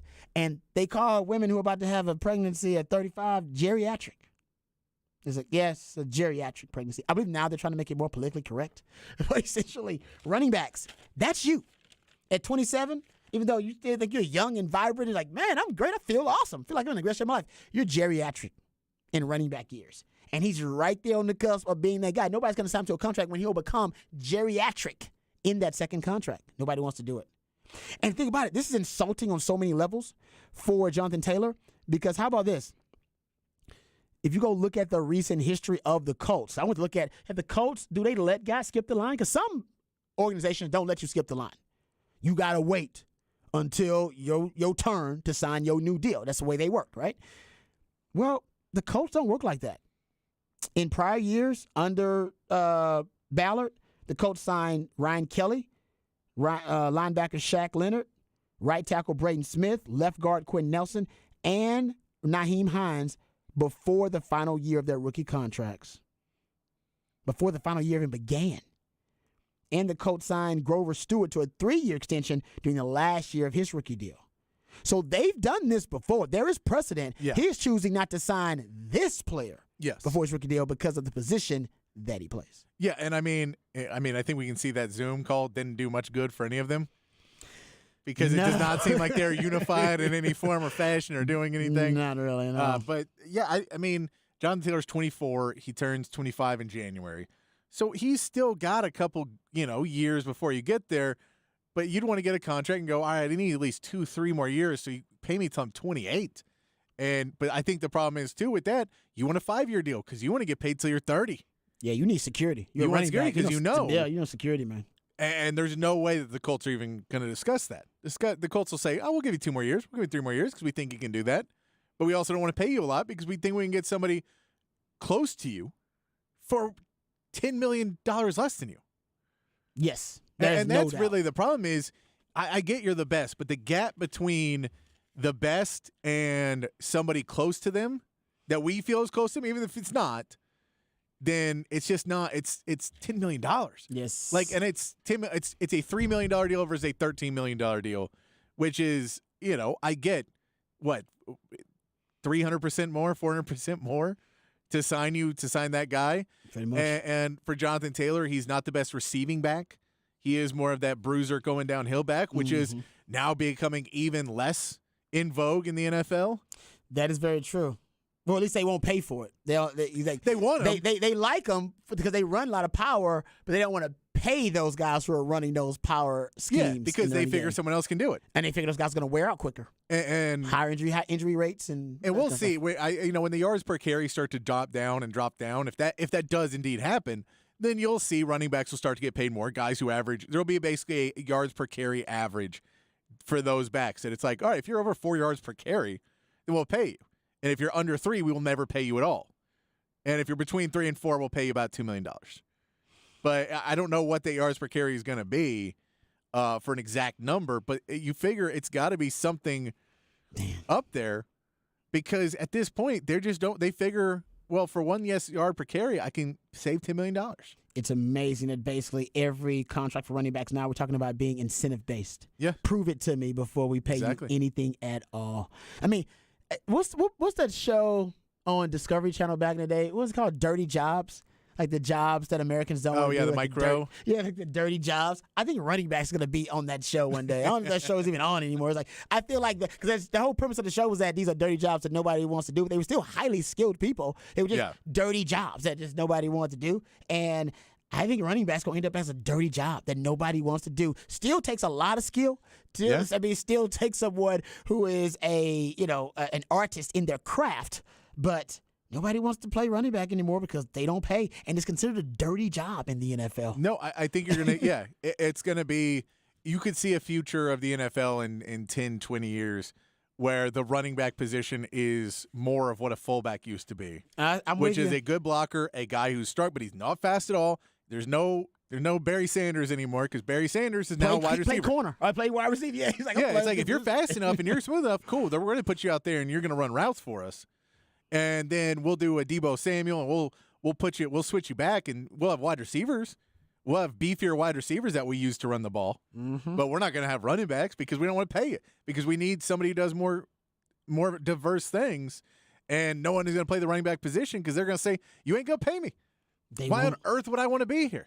I'm with you. Like, I still can't believe we are at this point where the running back position has been devalued at such a rapid rate, but it is. And no, we'll get into some more of this tomorrow because I want to talk about Bijan, because Bijan's he's got like 3 highlights already coming out of camp. And he's been in camp less than a week, and it's like 3 highlight videos already been shown. He got a slant and go on a linebacker where he makes kind of a bobbled one-handed catch, where he's like stretching out for it. He's got another where it's a kind of a choice route where he fakes like it is a stop route, ends up continuing on a drag. And there's another one I saw too. Like these highlights are just, they're coming out, and everybody right now seems to be on the same page that Bijan is the pick to be Offensive Rookie of the Year. He is the pick. And I'm telling you, when he has this record year, because I don't know if he's going to break records, but it's going to be a statistically prolific year for him because of the offense he's in. I'll get into this tomorrow because I've been doing some deep dive, but Arthur Smith and they've been lining him up at wide receiver. He's lined up at running back. They've lined him up at like offset tight end. Like he's, you know what I mean? They got him everywhere, all over the formation. And he's going to have a great year. I think he's going to win Offensive Rookie of the Year. I think it's a done deal, unless he gets hurt, and we all praying that doesn't happen. He's going to have to make some tough decisions about his future as a running back. And I hate to say it, it's going to be after his rookie year. He needs to be thinking about it. I'm not saying act. Don't hold out then, but he seriously needs to start thinking about it after his rookie year, because if he gets to his 3rd year in his contract and they still have not restructured or extended him or anything like that, he's going to be in the same situation as a Jonathan Taylor, potentially. Yeah, I mean, I would tell you, if I was Bijan going after this season, I would have got his agent or someone to hire a firm to come up with the name of what they call me, and I would never let them call me a running back ever again. I like that. I would say, fine, if it's a flex back or utility back or whatever you want to call me. Position flex, yeah. But I will not be called a running back. And anytime you call me a running back, go, I'm not a running back. I'm not a running back. That's not what I do. I do this. And just make it known after year 1, I'm not a running back. So if you plan to pay me as a running back, you are mistaken, because I am not one. I agree with that. I don't know when that would happen. But I'd start. I mean, I'm just saying, just change it, and you change your own narrative. Change it, yeah. Because not everyone can follow that. Because people go, I am that, and they go, no, you're not. Christian McCaffrey's that. Bijan Robinson is that. Jahmyr Gibbs might be that. Matter of depending of how they use him, but. There's some audio of, I believe we actually might have this. I forgot the Travis Etienne? Yes. He says this too. He actually threw his own running backs under the bus. This was pretty wild. The running backs are not united as a position. No. They need to be. I think they've all realized, hey man, y'all taking my job. Yeah. Because if they offer you 6, my number's 10, if they offer you 6, you're taking it. You're gonna take it. Yeah, no, you're right about that. They know that. Maybe they cannot afford to be united like that because they class warfare, essentially. Here's Travis Etienne. He was at training camp. He was asked about the running back position and the running back market, and he essentially tells these running backs, hey, man, get your game up. I feel like I really don't have a word in that, honestly. I feel like the market is what the market is, and for me to go out there and get the best deal for myself, I have to come out here and work hard each and every day. If I don't produce or be productive, I'm not going to even be in that conversation or anybody looking to pay me. So best thing I could do is just keep my head down and keep working and win games for my football team. But do you feel like it could be an uphill battle for running back specifically, just because it seems like, they'll give you 300 carries one season, 300 carries the next, or draft your replacement. So do you think it could be like an uphill battle sometimes just in that position group? Definitely, but I feel like it also depends on the type of back you are. Sure. Because you definitely see some backs get paid, like Christian McCaffrey. For instance, he catches the ball at the backfield. So I feel like for running backs moving forward, you have to diversify the game. You have to just be more than just a downhill bruiser in order to be able to be on that level, in order to talk that leverage whenever you're going to the conversations. Because like you said, like your 300 carries and 10 rushing yards, you're seeing what the market is for guys like that. So for us, we have to continue to grow and evolve our game, because you see the way that football is going. You see it's a passing league now, and we just have to evolve as a whole. Yeah, that's crazy. That's wild. Like I said, to hear that from a running back and him not try to be in unanimity with the running backs and trot out the company line. He's saying, nah, man, the market's different. We must adjust our skill set accordingly. It's wild, man.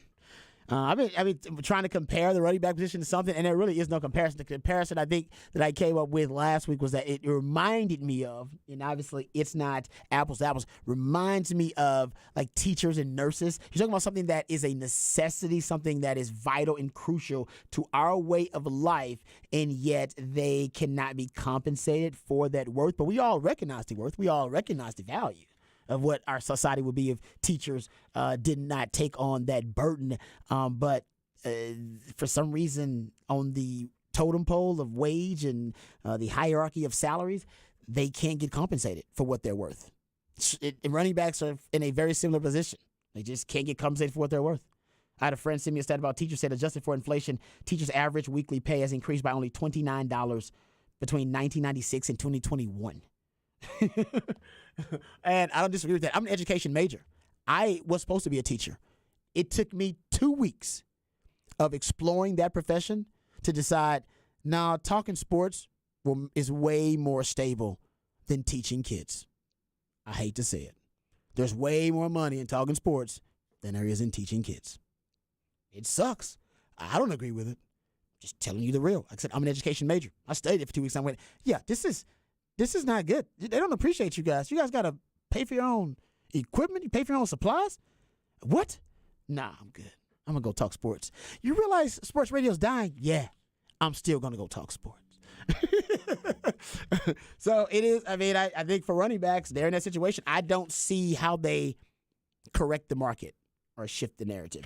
But that's what Patrick's saying. That's what Bijan, whatever happens, fail or succeed, Bijan will be the face of it for the running back position. I'll put Jahmyr no Gibbs. doubt. I'll put Jahmyr Gibbs as somebody who as both drafted in this rookie class, 2 first-round running backs, that those two guys will, those will have to be the front runner of from here on out how running backs get treated and get drafted and paid. Because if both of them don't work, then running backs are dead. In the NFL. Yeah, well, and Bijan is more important because he's a top 10 pick. Yeah, I agree. And we weren't supposed to even be drafting running backs in the top 10 anymore. Like you weren't supposed to be able to achieve that level. Yeah. Right, as a running back. We were done. All the analytics said that's a bad investment. And yet the Atlanta Falcons still did it. And by the way, I ain't hating on the Falcons for doing it. This was my take on it. I know we'll go to break and talk Max Scherzer coming up. Today's my anniversary, actually. Shout out to my beautiful wife. Happy anniversary, baby. 2 years now. Legit. And what I'll say is, and I said this to my wife, I really did. And I compared it to Bijan, not to my wife, but on the show. I told my wife, I said, listen, I don't necessarily believe in marriage, the institution. It's a 50-50 proposition. I mean, it depends on the people involved. It could work, it could not. It's a coin toss pretty much. I told her that on our first date. I said, no, I'm not a really big believer in marriage. Not really my thing. If this offends you, you probably need to go date somebody else. She stuck with me for 10 years. And I finally decided I got to marry this woman. I'm an idiot for not marrying her. But I told her at the wedding, I reiterated the same thing. I said, I've not changed my mind about the institution of marriage. I still think it's a 50-50 proposition, not a big believer in it. But the Kim Kardashian, Nicki Minaj, Serena Williams house, Cardi B house, Megan Thee Stallion's house, but I did not use this terminology with my wife, of course. But I told her, I said, I don't believe in marriage. I believe in you. The institution to me means, people are getting married on reality TV. The institution now is not sacred like it used to be. But I do believe in you. So I'll marry you. But anybody else, I wouldn't believe in it. I just believe in you. Same thing with Bijan. I do not believe in drafting running backs in the top 10. I don't. I'm vehemently against it with every fiber of my being. But Bijan is the exception, just like my wife. I don't believe in marriage, but I believe in her. I don't believe in drafting running backs in the top 10, but I probably would draft Bijan there. There are exceptions to every rule. Got to know when they show themselves. And I think for Bijan, he's the exception, but that's also why he's got to be the one to reset the market. Okay, we come back. We'll talk about Max Scherzer going to the Rangers right here on Ball Don't Lie, 104.9 Horn.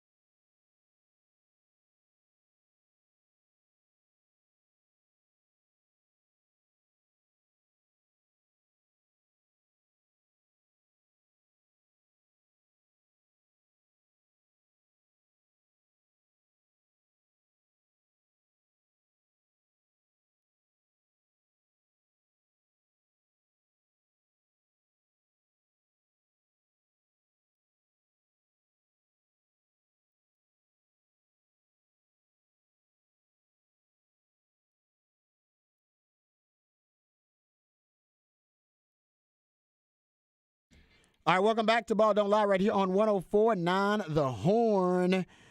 It is a Smooth Soul Monday, the last Smooth Soul Monday, at least for the time being.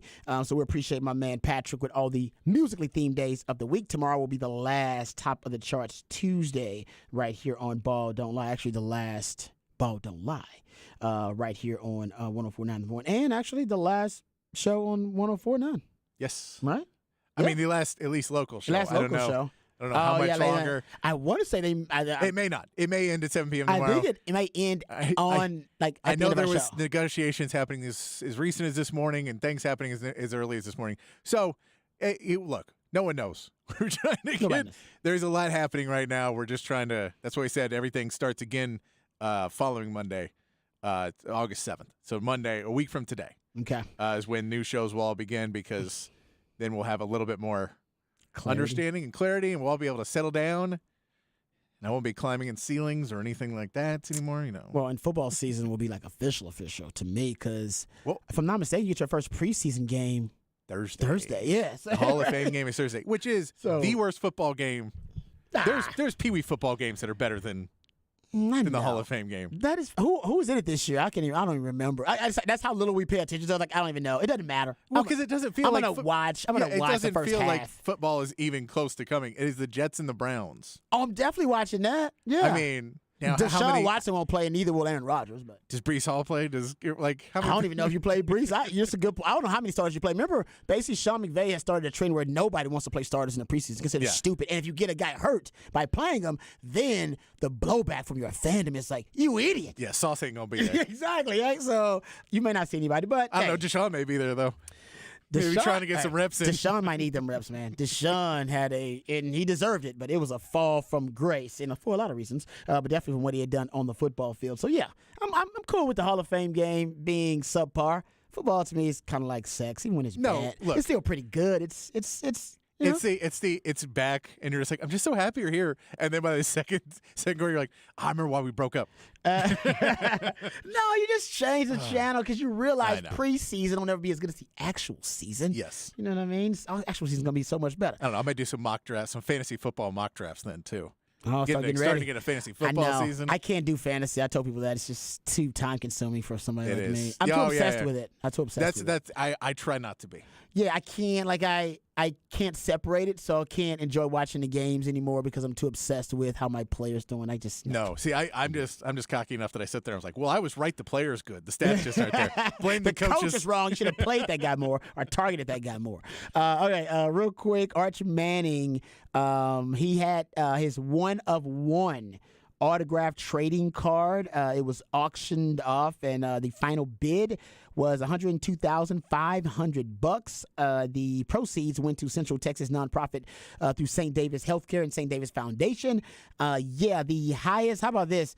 The highest that a Peyton Manning trading card ever sold for was upwards a little over $70,000. So he's already got Peyton's trading card beat. Now that his is 1-of-1.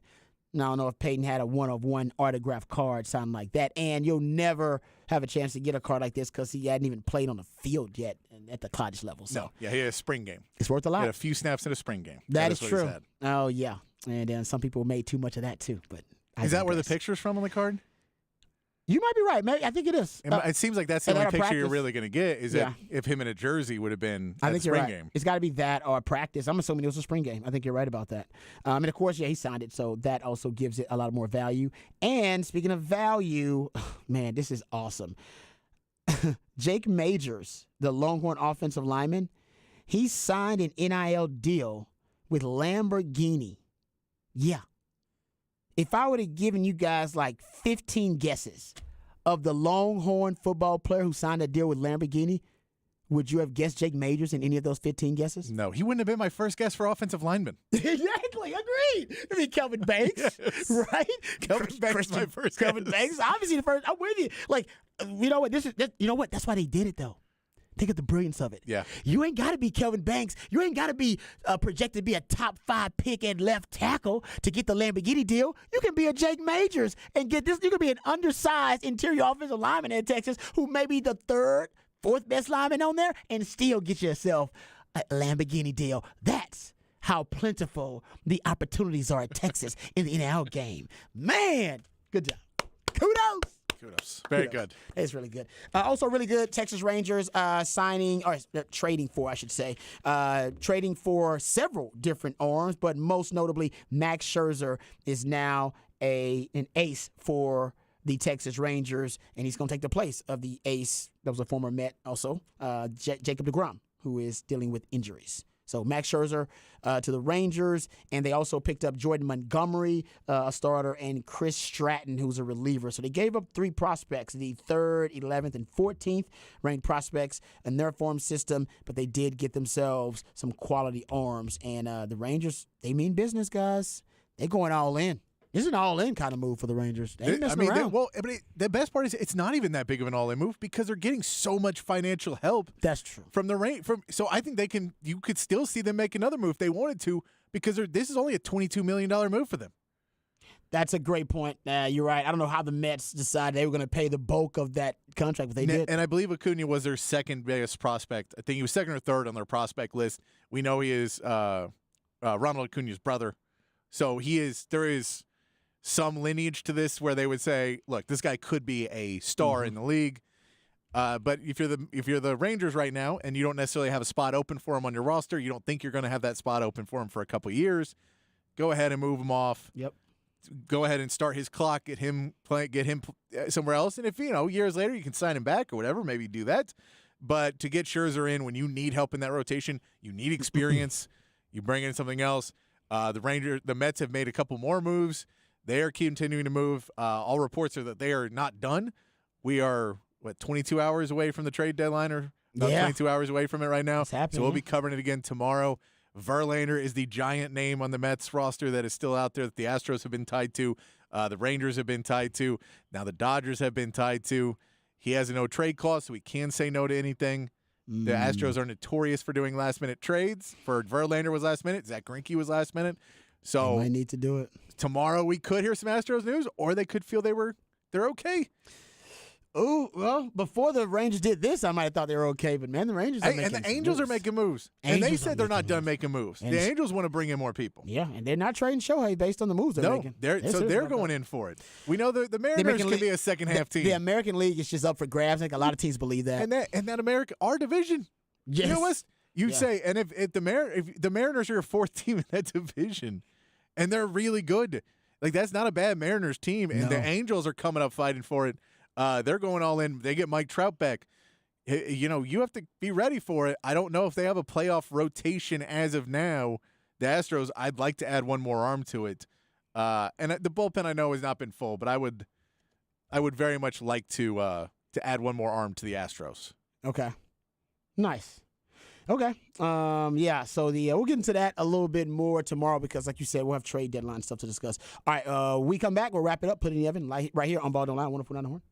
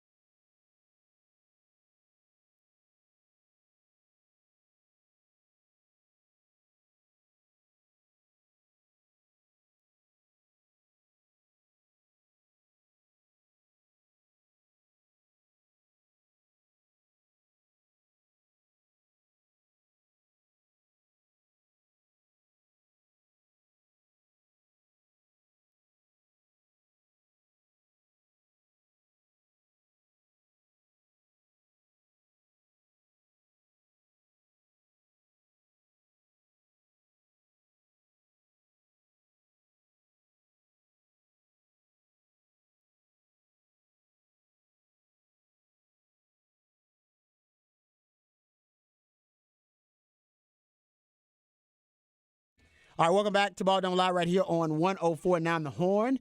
Getting ready to wrap it up and put it in the oven. Before we do, we'll let you know what's on tap. If you miss any part of any of the shows, please go to hornfm.com. You can catch up with them on the podcast page. Thanks to all the folks out there for the very kind words and all the really nice things you guys have been saying on the Specs text line. Just to reiterate, remember, 104.9, 105.3, they will be going away after tomorrow. The Horn, however, will be around. The Horn ain't going anywhere. There's just going to be changes with the lineups. So the only local shows you will have will be a morning show from 6 to 11 with myself and Aaron Hogan. Ty Henderson's going to produce that show. And in the evening, you'll get my man Patrick Davis, the Idealionaire, and he's going to do a show from 5 to 7. Details have yet to be released about that 'cause he's still working on it in the lab. But he does have a name, The Sports Complex. Yes, The Sports Complex. Coming like 5 to 7 weekdays. 5 to 7, Monday through Friday. Those will be on terrestrial radio on 101.9 AM 1260, but you can still stream it with the Horn app. Wherever you stream any of the shows on the Horn, whether they be TuneIn, you can go to the website, hornfm.com, stream it there. So you'll still be able to stream this, the local shows that we do have from anywhere. But, of course, all the local shows are changing, and you'll just have two, a morning and an afternoon, and they'll be different. There you go. All right. Hope everybody, can adjust because there's a lot of adjusting that's going to be needed. We appreciate all you guys' patience. We know you guys have been really patient, and we know this has not been the best unveiling of and rollout of this new structure. So we appreciate your patience because we have not really known what was going on every step of the way either. And now we're just revealing what we know. This is what we know from now. And that all those new shows are starting up August 7th. August 7th, yes. A week from today. Yes. So next Monday, that's when the new local lineup will start. And yes, you'll have syndication national shows in between during the day. And I don't even know what those are. I wish I could tell you. I have no idea what that is. Do you know? No. Okay. I don't know. So just want everybody to know that there's some changes. We understand it's tough. But we appreciate your support, and we're just going to still keep bringing you the best damn product that we can do, that we can give you. That's it. Like, that's our promise, and we know it'll be different, crews, different lineups. Doesn't mean we don't miss our friends and love all our friends and those really good people that were working here. But trust me, good things are in store for them, I assure you, because all of them are really good at their jobs, and they're damn fine human beings, too. All right, Patrick, what's on tap for you, brother? I will be, I'm not sure yet. I think I'm just doing more work tonight. Just more? Oh, yeah, you got a lot of work to do. Mm-hmm. Get ready for that show, your own show. Getting ready to show. I got to do a lot of all the behind-the-scenes stuff that I do. Kind of busy right now. Well, yeah, and Patrick's got like 8 to 10 jobs in addition to what he does on air. He's happy now that he's going to get an on-air gig because he's been working behind the scenes for years trying to get that opportunity. He's earned it, especially with the great work he did on Ball Don't Lie. So I have no doubt that he's going to kill it on the new show, The Sports Complex. But there's a lot of work when you're doing a solo show. I did a solo show, The Rodcast, and it's a lot of work. It is. It's theater of the mind, but it's all your mind. It's all, welcome to the mayhem. Yeah, exactly. So I want to thank my man Pat for doing a great job as always. Thank you guys out there for listening. Remember, the revolution will not be televised, but of course, we'll be talking about it right here on Ball Don't Lie. Well, that is until tomorrow. We love you guys. We mean that. Take care of yourselves. Peace.